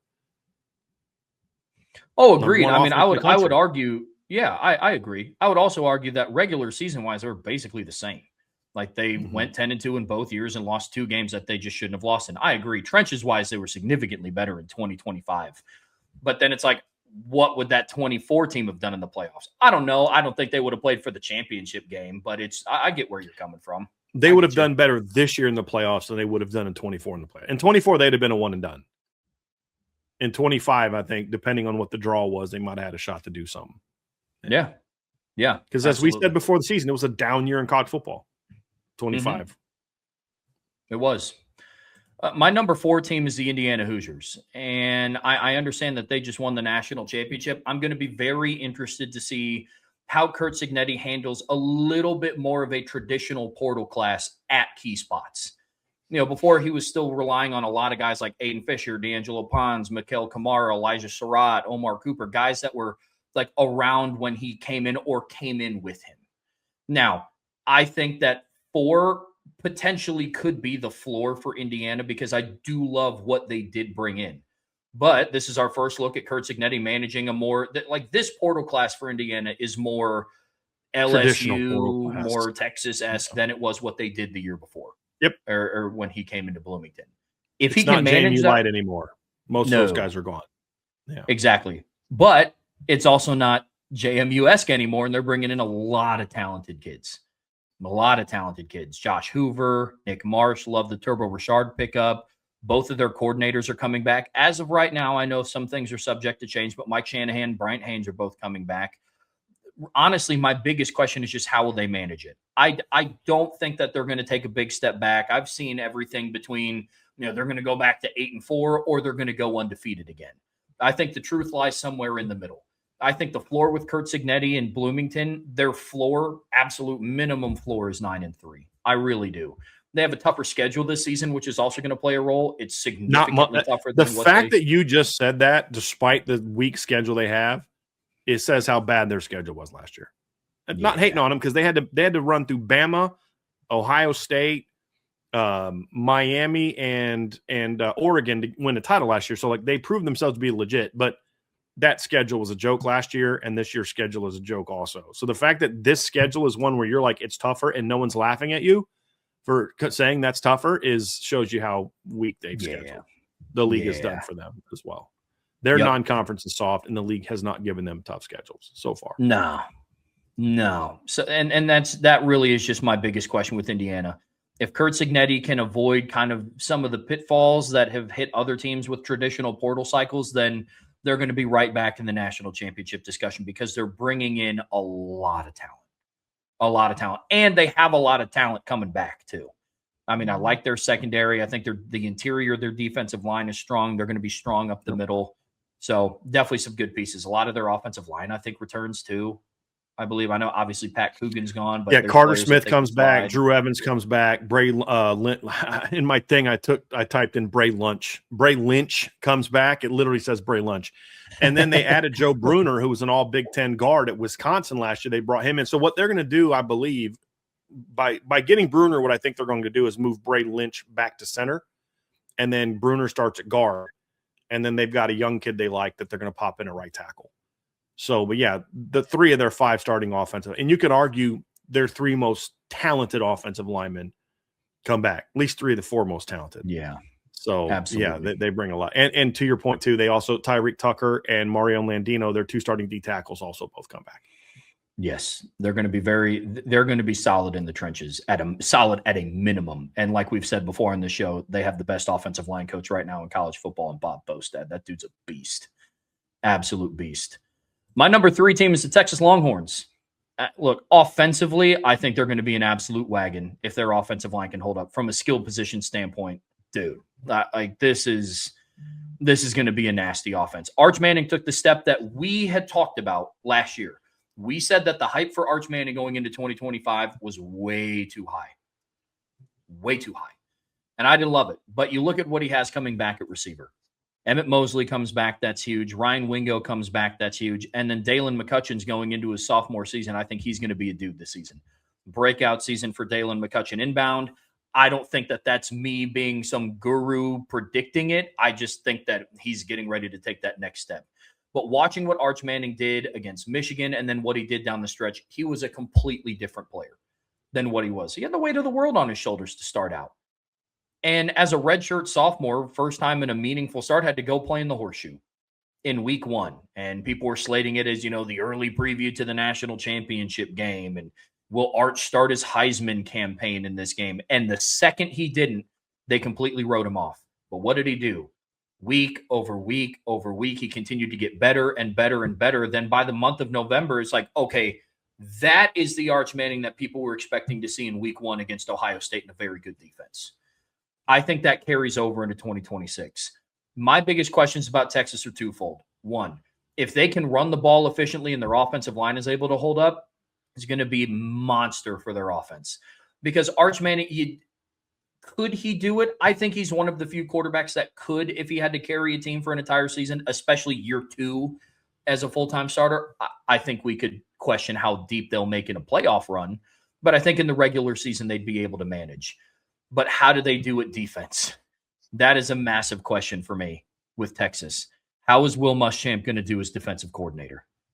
I don't love that hire. I don't know if I would necessarily call it a panic hire. I just think that's a bad evaluation hire based on what they want to do on defense.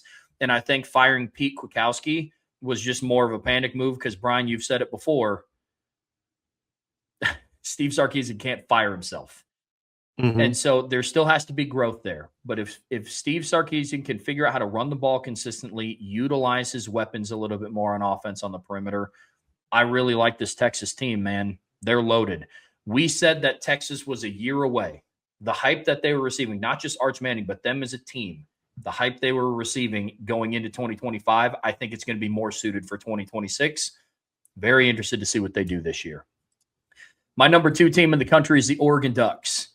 They might return the best receiver room in the Big Ten. Room as a whole. Jeremiah Smith is the best player, but you could argue that Oregon returns the best wide receiver. Thank you for clarifying that. Yes.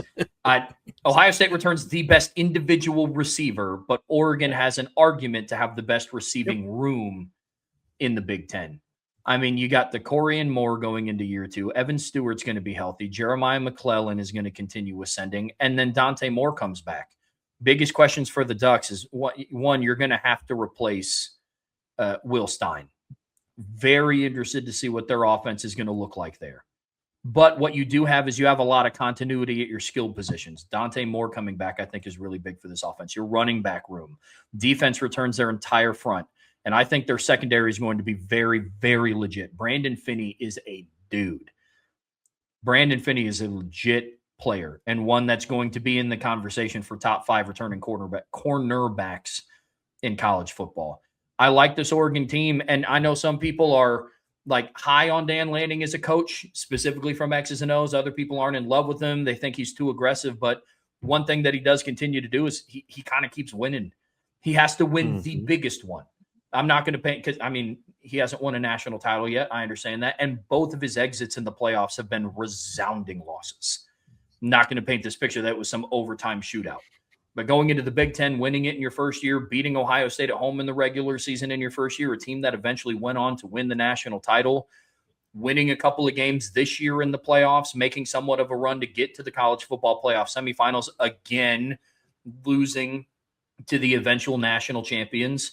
I think they're on the cusp, and I really like what Dan Lanning has done with this Oregon roster. So right now they are my number 2 team in the country. I had to laugh real quick because somebody in the comments said Oregon is so soft they shouldn't be ranked top 5 after getting their pushed by Indiana. I'm like, after getting beat by Indiana in the Final Four.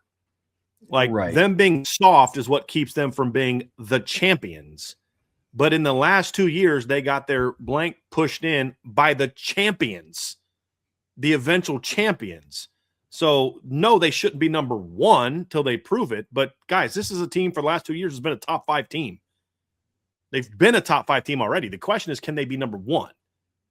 But, like, they got beat by the team who's won it all each of the last 2 years. It's not like they got knocked out by Alabama, a team that sucked and didn't belong in the playoffs. Yeah. You know what I mean? They got beat by the champs both times. They have 3 losses in the last 2 years and to 2 teams, and they were both national champions. Right. Like that. I mean, I don't know if it gets more top 5 than that. Right. And then if you have an issue with that's a great point. They've only lost to the champions the last 2 years. They lost twice to Indiana this year and once to Ohio State before. That's it. Yeah. Like it's hard for me to not put a team in the top 5, and as it should be for everybody. And if you have an issue with people getting bounced in the playoffs in a certain way, my number 1 ranked team didn't even make the playoffs in 2025, and that's the Notre Dame Fighting USC Irish. Trojans. Oh, I'm sorry, I got it wrong. Who? Say it again. Don't put that juju on me, bro. Get that out of here. Sorry, get that out of here. Not you can a do chance. it again. I had to mess with you a little bit. Not a chance. My number 1 team is the Notre Dame Fighting Irish, and I fall in line with our friends over at FanDuel here in thinking that they are the favorites to win the national championship this year. And there's a lot of good reasons as to why. And I know we're going to continue breaking this down in the second part of today's show.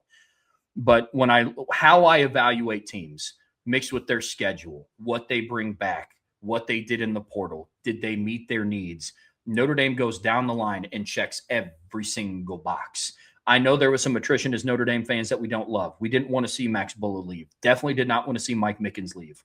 But they bring back their head coach. They bring back their offensive coordinator in year 3. They bring back their defensive coordinator going into year 2. They return a starting quarterback. And they have a top 3, not third, talent-wise and experience-wise roster in college football. I don't know if there's a single roster that you could go toe-to-toe with at Notre Dame. There's some that are in the conversation, but there's more questions with some of those rosters. You combine that with what their schedule is this year. And when I mean what their schedule is, I don't mean that it's soft. If you've been paying attention, which I know that you guys have, 3 of Notre Dame's opponents I have ranked in the top 18. SMU, Miami. Yeah, exactly. You actually have 4 Notre Dame opponents ranked in the top 25. Navy. Yeah. So, no, I don't think that this is a soft schedule. I think it is set up favorably for them because it's not all chips are on the table the first game that they played, contrary to what it's been in 2024 and 2025. So I have Notre Dame as my number 1 overall team. I've been saying it since the regular season ended. Brian, even before I started doing shows with you on Irish Breakdown, you guys have been adamant that you believe that 2026 was going to be the year that they get it done. After looking at what this team is, I'm very, very confident that this is going to be the year that they at least compete once again for the national championship. So Notre Dame is my number 1 team in this list, Brian. I dig it. My number 5 is the Ohio State Buckeyes. I'm not as high on Ohio State as some other people. I'm also not quite as low on them as maybe you are by a spot. Here's the reality with Ohio State is number one is they were a very good team last year. They deserved to be the number 1 ranked team. They were the defending champions. They didn't lose again until the Big Ten title game. But I think what we saw last year in some of the bigger games, Trevor, is that their offense is not the same. And you know, they scored 14 points against Texas. They only scored 24 against Washington. They only scored 27 against the Michigan team that was in shambles. They scored 10 against Indiana and only 14 against Miami. Their offense wasn't very good last year. And then they lose Carnell Tate. They lose, 2 starting offensive linemen, although they could have had 7 starting linemen coming back this year. You know what I mean? So they lost, their one of the tackles. They lost the kid that transferred to Kentucky, whose name I've never been able to pronounce. They lost a chunk of their D-line, but they lost that the year before as well. The difference for me with Ohio State this year is trying to think how to explain it. I think they were very good last year on defense. They were elite on defense last year. They have to prove they can do that again this year while getting better on offense. The concern I have is they have a lot coming back from their offensive line, but what's going to determine if Ohio State is number 5 or if Ohio State can get back to the championship game is going to be, is that a good thing that all those guys are coming back? And that's really my biggest question mark for Ohio State on the offensive side of the ball is I know that Luke Montgomery comes back. Carson Hinsman's coming back. Austin Sareveld comes back, who I'm actually very high on. Philip Daniels comes back. They've got Ian Moore and some other guys battling for that other job. The concern I have is other than Sareveld, I haven't been overly impressed with any of those guys. Matter of fact, I thought Luke Montgomery, I would argue, played better in the playoffs in 2024 than he did last year as a starter. And their offensive line against the better defenses struggled. Now, they're either going to get better as they have another year under their belt, or they're not. And I'll tell you who ruined Ohio State's expectations for me is Clemson. Because we said this about Clemson. Look, I know their O-line struggled in 24, but they were still a playoff team, and all those guys come back. Now, I know they didn't look very good last year, but they're all back, and they were the same exact offensive line. So will Ohio State's line get better, or are that's just who they are? That's going to be the difference between whether or not Ohio State is a top 5-ish team, 5 to 8 team, or they're a legitimate title contender. That's it right there. And so I'm just not as sold on that offensive line. I'm not as sold on the receiving corps as it's been. Obviously, Jeremiah Smith is the best receiver in college football. But Brandon Ennis is a nice complementary player. He's not an Emeka Egbuka. He's not Carnell Tate. And then Chris Henry, you're putting a lot on Chris Henry's shoulders as a true freshman to come in and take some of that pressure off. Tight end, we'll see. Losing Max Clare hurts a little bit. I mean, Arthur Smith, from everybody I've talked to that's familiar with what he does with multiple teams, not just the Steelers, he's a guy who likes to run 2 tight ends. That actually could work for Ohio State. Agreed. I actually think Ohio State could be a team like that does more 12 personnel with Jeremiah Smith making a bunch of downfield plays off play action. Because I do think their O-line, the issue I have with the O-line is it's not real athletic. It's pretty physical though. And Ryan Day's run schemes have tended to be some that require a little bit more athleticism, a little bit more movement ability. That's why Donovan Jackson was so good. And I don't know that this line does that. Arthur Smith, from what I know of his run game, is more of a power run game guy with 12 personnel, which I think fits Ohio State's personnel better. That also would lead to them being more of a pistol, run game, play action run game team, which I then would think takes pressure off Julian Sayin and would utilize his legs better. I don't think they were put up numbers last year on offense, but they did it against bad teams. I mean, Julian Sayin looked like a stud against Grambling, Ohio, Minnesota, Wisconsin, Penn State, but he didn't look like a stud against Michigan, Indiana, and Miami.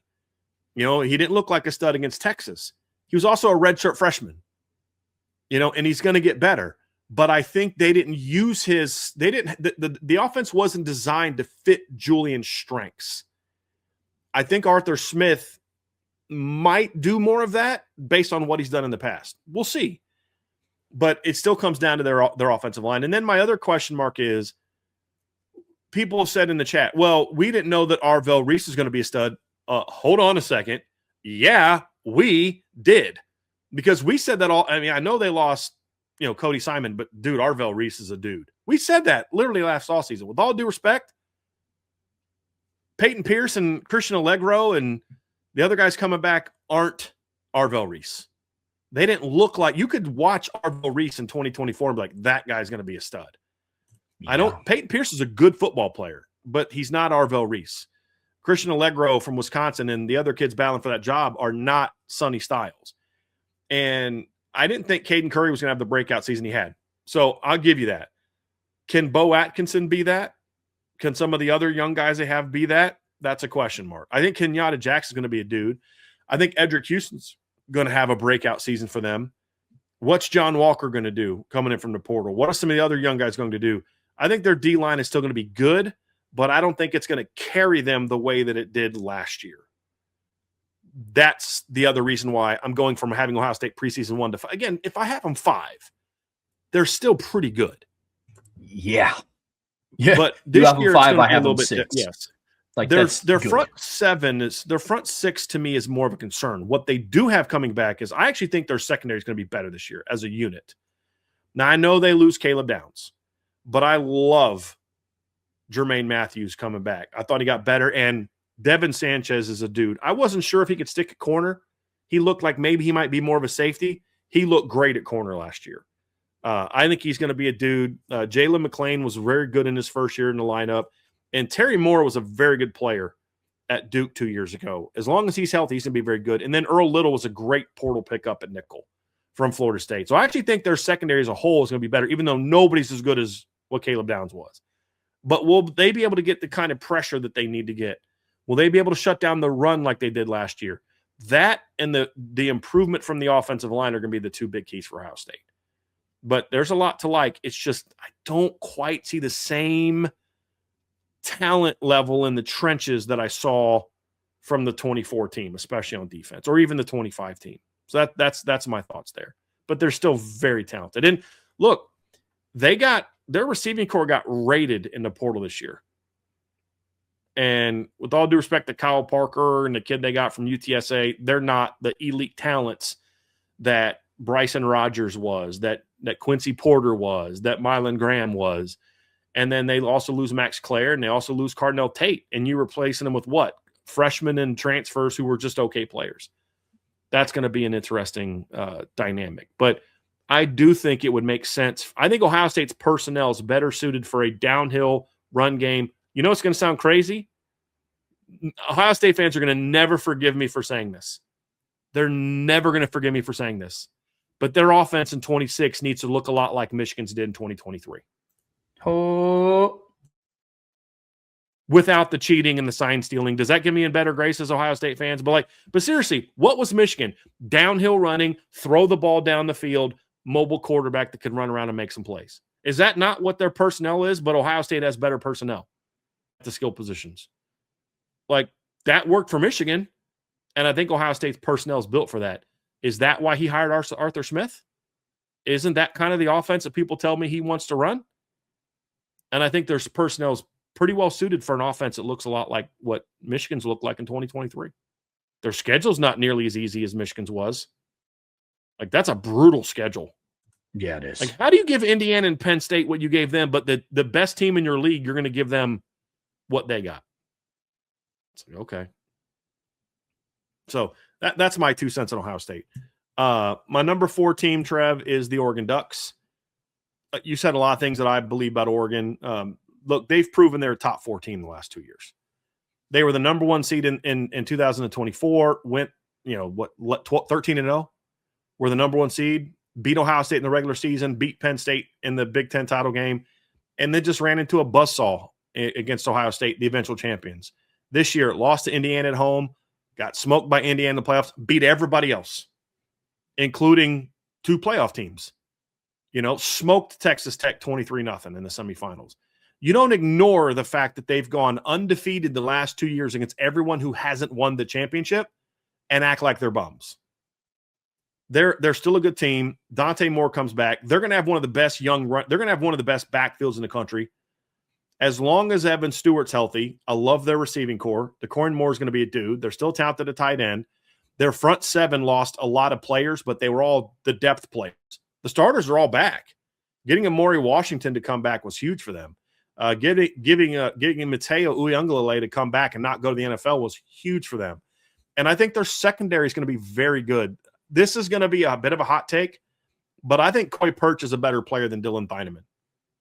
I do. Agreed. Yeah. Yes. Yeah. Yeah.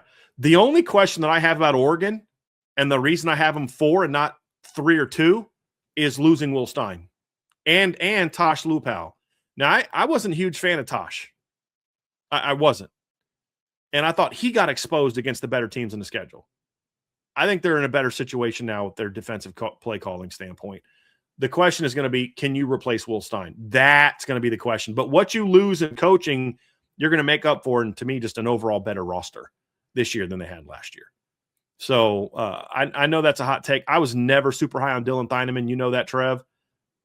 Look, their 2 corners were freshmen last year, redshirt freshman. Aaron Flowers comes back and say 3 of their 4 returning starters in the secondary are sophomore eligibility players. Good Lord. And then you get Coy Perch, who's a true junior. So I actually think Oregon's going to be really good again. But Will Stein is the big reason I have them 4, not 3.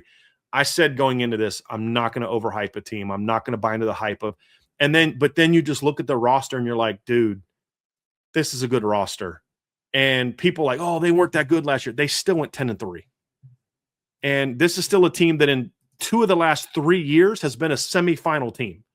Everybody – Texas has got to show me something. Yeah, Texas has got to show that they can win the championship, but they've shown they can get to the Final Four in 2 of the last 3 years. And when you look at Texas down the stretch, a lot of people want to focus on, rightfully on, in my opinion, the Georgia game. And I get it, because the Georgia game was an absolute shellacking. But Texas did finish the year 7-1 with a 17-point win over Oklahoma, a 3-point win over Vanderbilt where they were up 2-3 touchdowns for a while, a 10-point win over Texas A&M, and a 14-point win over Michigan. Now, they also had, and this is what makes Texas so hard to evaluate last year, a 3-point win over Kentucky, and a come from behind 7-point win over Mississippi State in that time, and gave up 37 points to Arkansas. And everybody gave up points to Arkansas except for Notre Dame. So you look at this Texas team, and I still think there's some holes. There's some questions that make me wonder, like, how good they're going to be. I still have questions about their offensive line. Trevor Gooseby comes back. Connor Robertson comes back. Brandon Baker comes back. They got the Siani kid from Wake Forest. Dylan Sikorsky from Oregon State. Like, it looks good on paper, but their offensive line hasn't been good the last 3 years. Even when they were in the semifinals, their offensive line wasn't good. Can they finally get their offensive line to just play good football? Because here's the reality, Trev. They only need their offensive line to just be good. They don't need it to be great. Just be good. Correct. Just get a body and a body, because you've got a loaded backfield with Hollywood Smothers and Malik Brown. You've got arguably the best receiving core in college football coming back this year, arguably, because they got more to prove. But just God-given ability, Cam Coleman, Ryan Wingo, and Emmett Mosley is no joke. And they've got some dudes coming in as well. Defensive line-wise, I think they're going to still be pretty good. Lance Jackson's a year older. Murad Watson is now a year or 2 in the system. Hero Kanu comes back. That was a great transfer portal pickup. Colin Simmons might be the best DN in college football. They lose Anthony Hill, who is an extremely talented player, but very undisciplined player, and they replace him with Rasheem Biles, so really good football player. Ty Anthony Smith is ready for a breakout. Their safety has a lot their secondary has a lot to replace. That's the biggest concern I have with Texas on defense. Their secondary concerns me. And if they can't get after the quarterback, I think their secondary is their weak spot. But there's at least some talent there to work with.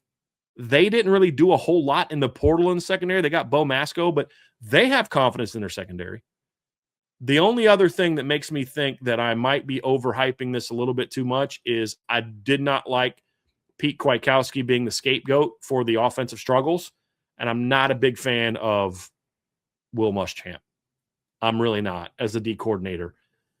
But the talent's inescapable, and for all the banging that people gave on Arch Manning, you and I called that perfectly, Trevor, last year. We said he's going to struggle early, and people are going to tear him down, because that's what media does, build a guy up just so they can tear him down. But you look at Arch in the second half of the year last year, he was a much better player. Not what people make him out to be, number one pick, but he was a much better player. And I think he's only going to get better this year. And if you also watched Texas play last year, you also saw their receivers drop a lot of passes. Oh, yeah. And I don't see that being as much of an issue. Although Cam Coleman has had his fair share of drops as well. But he's good enough to say, I'll live with it. He's kind of like Will Fuller. Like, okay, I'll deal with the drops because he's that good. So I just think this Texas team is really good. But honestly, for me, 3, 4, and 5 are interchangeable. If you wanted to in the chat say, dude, you're nuts, Ohio State should be 3, I'm like, okay. I'm not going to argue with you about it. Oregon should be 3 or 2. Okay. I don't think so, but okay. I'm not going to argue with you about it because it's really close. Yes. Every team has some areas where you're like, dude, I'm not sure about this. Even Notre Dame, who we'll talk about. They're my number 2. Yeah, I think Notre Dame has the best returning roster in college football, and I'm not just saying that as a homer. I take a lot of pride in being honest about my football team. That's why Brian Kelly hates me, and that's why Brian Kelly and some of his lackeys tried to, ruin my reputation for years. It's because I did not just go out there and say, oh, everything is great. It's Notre Dame. I love Notre Dame. I'll call it out. I'm concerned about what version of this defense is going to look like. The one early in the year, the one later in the year, especially now that Mike Mickens is gone. That's a huge blow for Notre Dame. Is the offensive line going to be good enough? The talent will be, but will the coaching be? But you return one of the best quarterbacks in college football. You lose the best backfield in college football. You're still good there. Your receiving core should be better top to bottom this year. Your offensive line is going to be a lot more talented than it was last year if people are healthy. And then your defense is arguably the most talented defense and deepest defense in college football. You're bringing back one of the best edge rushers in the country. You got 2 home runs at D tackle, getting Onye back, Bryce Young, Keon Keeley. You're loaded there. Everybody comes back at linebacker, and they were great there last year. You bring back the best cornerback in college football that no one in the chat will dispute. You bring back arguably the best safety room in college football. I think getting DJ McKinney and Jaden Sanders out of the portal gives you a lot more flexibility to maybe move Christian Gray inside to the nickel, let him be more aggressive. This team is loaded. But I need to see Chris Ash show me that the guy we saw the last 7 games is who he is. And we need to see Joe Rudolph. We need to find out whether or not Joe Rudolph can actually put an elite offensive line on the field. The talent will be there, but you got to coach it up. And that's going to be the big key for me. So that's kind of where I'm at. And look, I think they have the best roster coming back, but I'm also a believer, and I've said this a million times, you're the champs until somebody beats you. Unless there's a year in which your team and your depth and your coaching just gets ravaged. I would not have ranked LSU number 1 in 2020. They lost everybody and Joe Brady. I would not have ranked Michigan number 1 in 2024. I didn't, because not only did they lose a ton of their talent, they lost almost their entire coaching staff. That's not the case for Indiana. They returned their entire coaching staff. They lost like their strength coach. That's it. Yes, they lost a Heisman Trophy winning quarterback. I'm sorry, Josh Hoover can put up the numbers that Fernando Mendoza put up. Losing 2 backs, good players. You get Turbo Richard and you got Lee Beebe. You're going to be good there. Charlie Becker comes back. Nick Marsh is coming in. Receivers, the one spot I think they took a hit, losing Omar Cooper and Elijah Surratt, and you only replace them with Nick Marsh. I'm curious to see what they're going to do there. Tight end, they don't throw to their tight end. That's just a blocker. Your left side of your line will be back. Joe Bruner, you get him in from the portal. He was an all Big Ten kid last year. And yes, Mikael Kamara is a loss.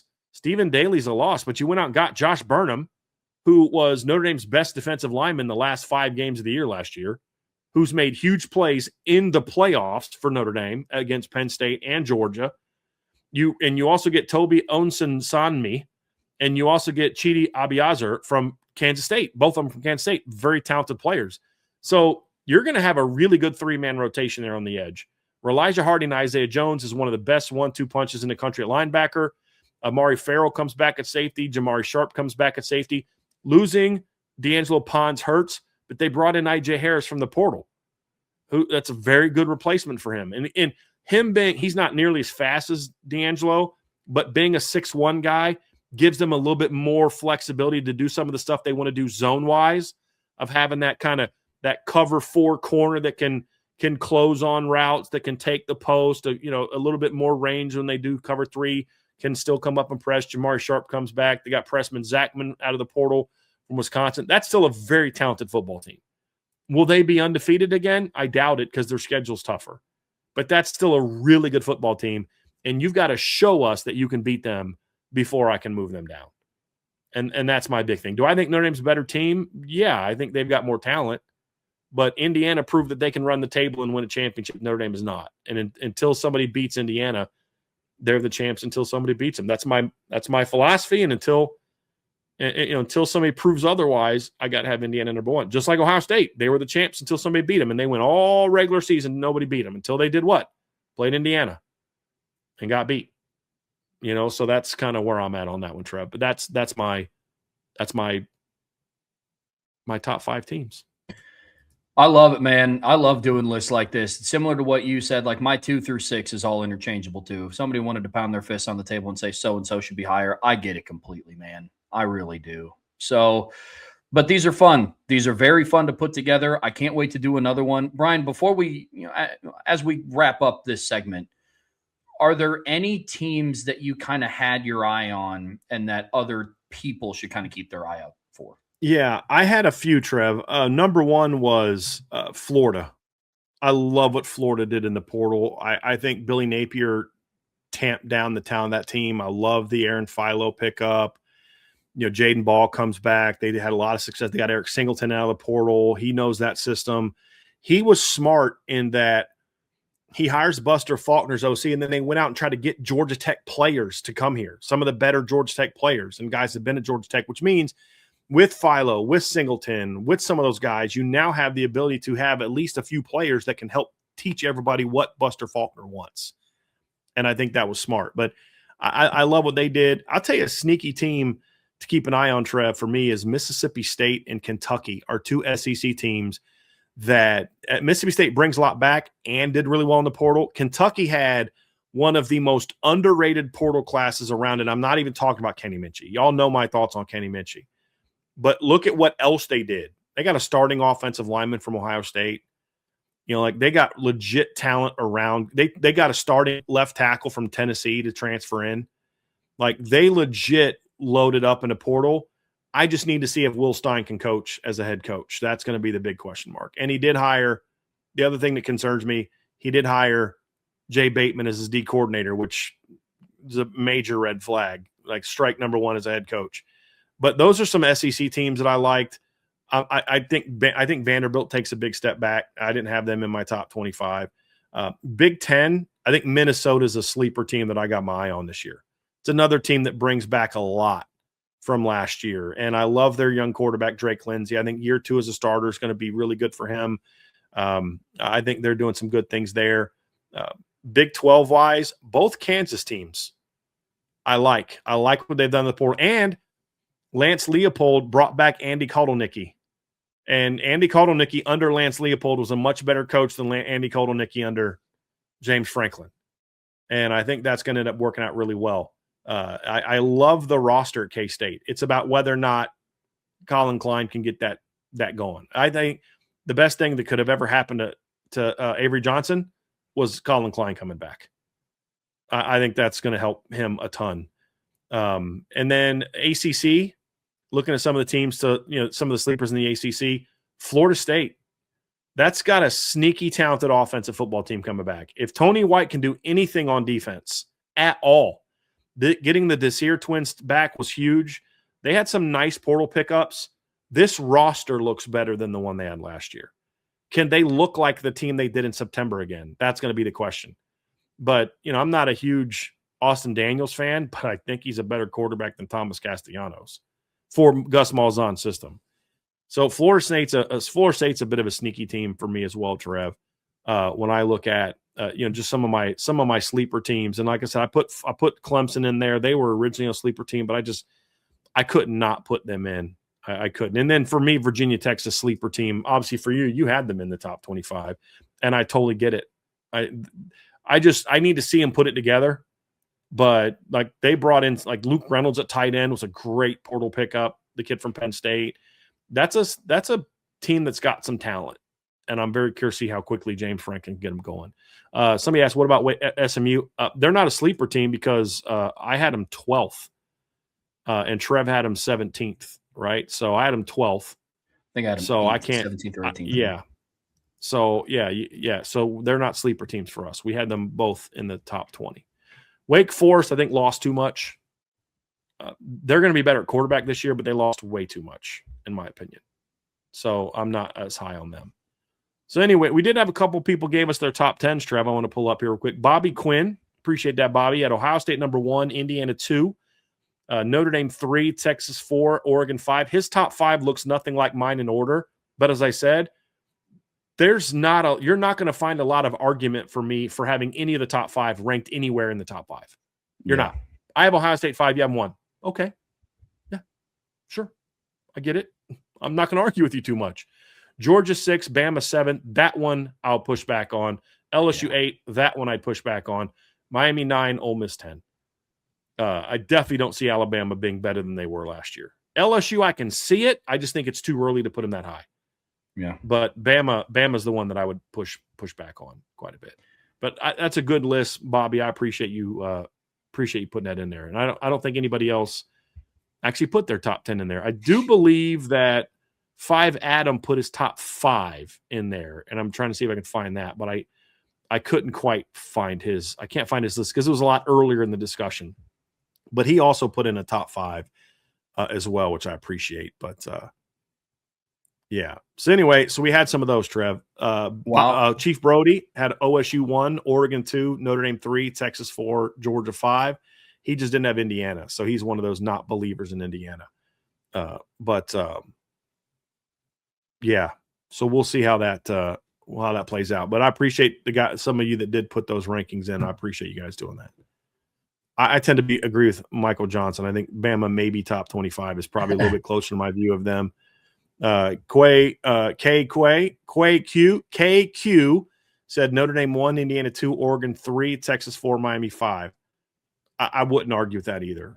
I mean, honestly, Trev, to a degree, you could look at the top 7 teams and they're all to some degree interchangeable. If you just move Indiana to 4, that's my top 5.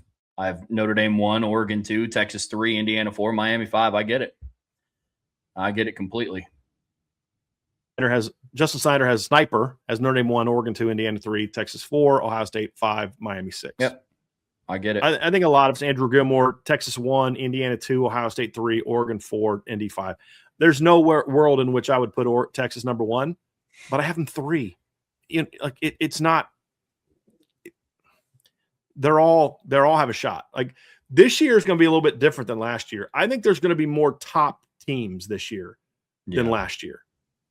There's more teams that I look at this year. I'm like, oh, that team could win it. That team could win it. I think the top 7 teams in the country this year, for me, I think there's a big difference between 7 and then the next 3. I think there's a big difference between Miami on down and Oklahoma. Yeah. But even Oklahoma, I'm like, dude, I don't know if I'm ready to sleep on that Oklahoma team just yet because I think they will be improved. But the top 7 to me, to some degree, is interchangeable.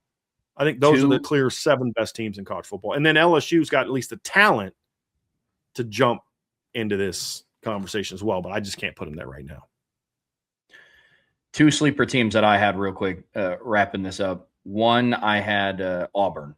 I'm very curious to see what Alex Golesh can do with Byron Brown at quarterback. I think that's going to be fun. That wasn't it. They brought in their best receiver from USF as well. They've got 3 really good running backs as well. That's a good one, Trev.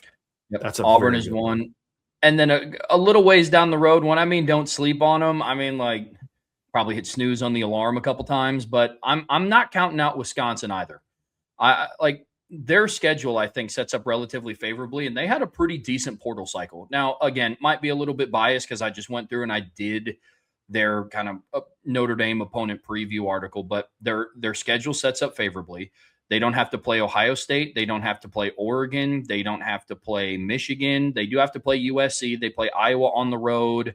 But outside of that, like they play Penn State on the road, and then obviously they play Notre Dame, but they could be a sneaky 7-5, 8-4 team. And I know people are kind of 7-5, 8-4. It's like, yo, dude, they were not bowl eligible the last 2 years.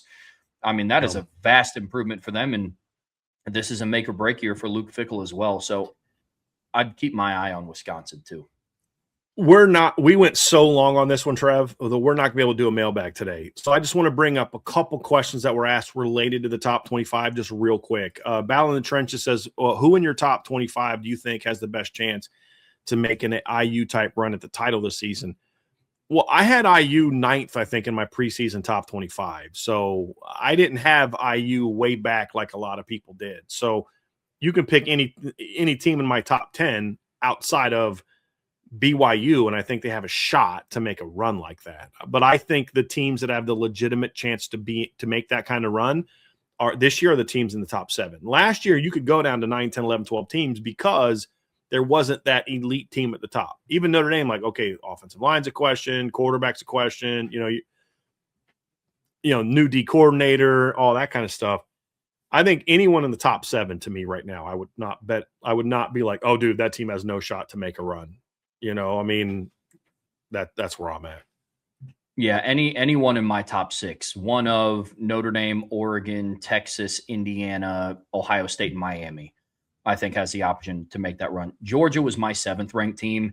I have a lot of faith in Kirby Smart. He did well in the SEC, but the other consistent that's happened the last 2 seasons is when he came across a team that had just better talent than his, they lost. Outside of his conference. Exactly. I think there are people in that league who are, except for Bama, who are spooked by Georgia. I think they see Georgia and they get spooked. That hasn't been the case when they go out of the conference. Georgia Tech has not been afraid of them the last 2 years. Just not been afraid of them. And look what's happened. 2 very close football games. Notre Dame wasn't afraid of them, beat them by 13. You know what I mean? So, like, they just, when they play out of their conference, they haven't been as good, you know, against like legit teams out of their conference. So I think that's part of it. I just think the SEC is still a little bit afraid of them, but does what happened with Ole Miss in this quarterfinals change that a little bit? Have people seen enough chinks in the armor to not be afraid of Georgia when they go play them? That's a legitimate question. Absolutely. Insured by Big Ass, my question for Trev would be, if Franklin was there, would Penn State be higher? I mean, probably, because they wouldn't have had as many losses. They'd have a very different roster. All the kids that transferred out would all be coming back. Yeah, 100%. Like they'd probably be a top 10 to 12 team. Yeah, honestly, in my opinion. Yeah, their roster retention would have still been there. Their recruiting class still would have been there and not in shambles. Like they would have done better in the portal. They wouldn't have had to go rob Iowa State's roster. They could have got right. You know, yeah, agree. Yep. And then last one, Irish men 7-1-4. Who is your top group of 5 team, Brian? Navy. No, I don't know that. I mean, honestly, Trev, I went through all the the G5 top teams, and I just didn't love any of them. I mean, I know somebody has to make it. You know, Navy not only loses Horvath, but they lose Teska. They lose Eli Heidenreich. They lose 3 starting offensive linemen. I couldn't put them in there. They do bring a lot back on defense. But, you know, Tulane got ravaged. A team that I'm not sleeping on is UTSA is an interesting team. But North Texas got ravaged. Tulane's roster got ravaged. Memphis's roster got ravaged. So South Florida's roster got ravaged. I mean, all the top teams from the G5 last year, for the most part, got their rosters just absolutely rated, which makes it really tough to really kind of have a great feel on who's going to be good. So yeah, I honestly don't even have a guess on who I think the best team is going to be. I'm not sleeping on Dan Mullen at UNLV. I'm very curious to see what he's going to be able to do in year 2. That's one that I'm keeping my eye on. But right now, I really don't have a great feel for. I think I'll say this. The one thing I'll say is I think the Mountain West is going to be better next year as a conference than it was this year. Where this year it was the AAC and James Madison. That was it. I mean, that was the G5. You know, I think we might see the Mountain West be a little bit better this year. Yeah. One of the reasons why I put Navy in there, on top of me loving Brian Newberry, is they're kind of, in this day and age of college football, their margin for error isn't as drastic as other teams. Navy's not going to go and get ravaged by the transfer portal like other group of 5 schools did. then they're also, because they're a service school, are not going to bring in an influx of portal guys to supplement their roster either. So to me, in this day and age of college football, their margin for error is like significantly less than North Texas's or than Tulane's or they're not schools going like to that. be doing this Exactly. like other teams. Yeah. But I mean, Navy has lost guys to the portal. I mean, Yeah. so is Army. Navy lost a defensive player to the portal, or was it an offensive lineman? Who was it that I just saw go in the portal recently from Navy? Army lost Kanye Udo last year. Mhm. So, but it happens rare. It's like, whoa, an Army kid jumped in the portal, a Navy kid jumped in the portal. To Travis' point, it's a shock when that happens. Yeah. So good stuff. Good stuff. Well, folks, that is going to do it for part one of today's show. Stick around. We're going to wrap all this up by talking about Notre Dame's outlook on the 26th season, talk about if all the hype is well-deserved. But before we get there, hit that like, hit that subscribe, hit that notification bell, share this podcast with your friends and family. But now that it is the off season, the best way to stay in tune and the best way to support what we do here is subscribe to the premium message boards at boards.irishbreakdown.com.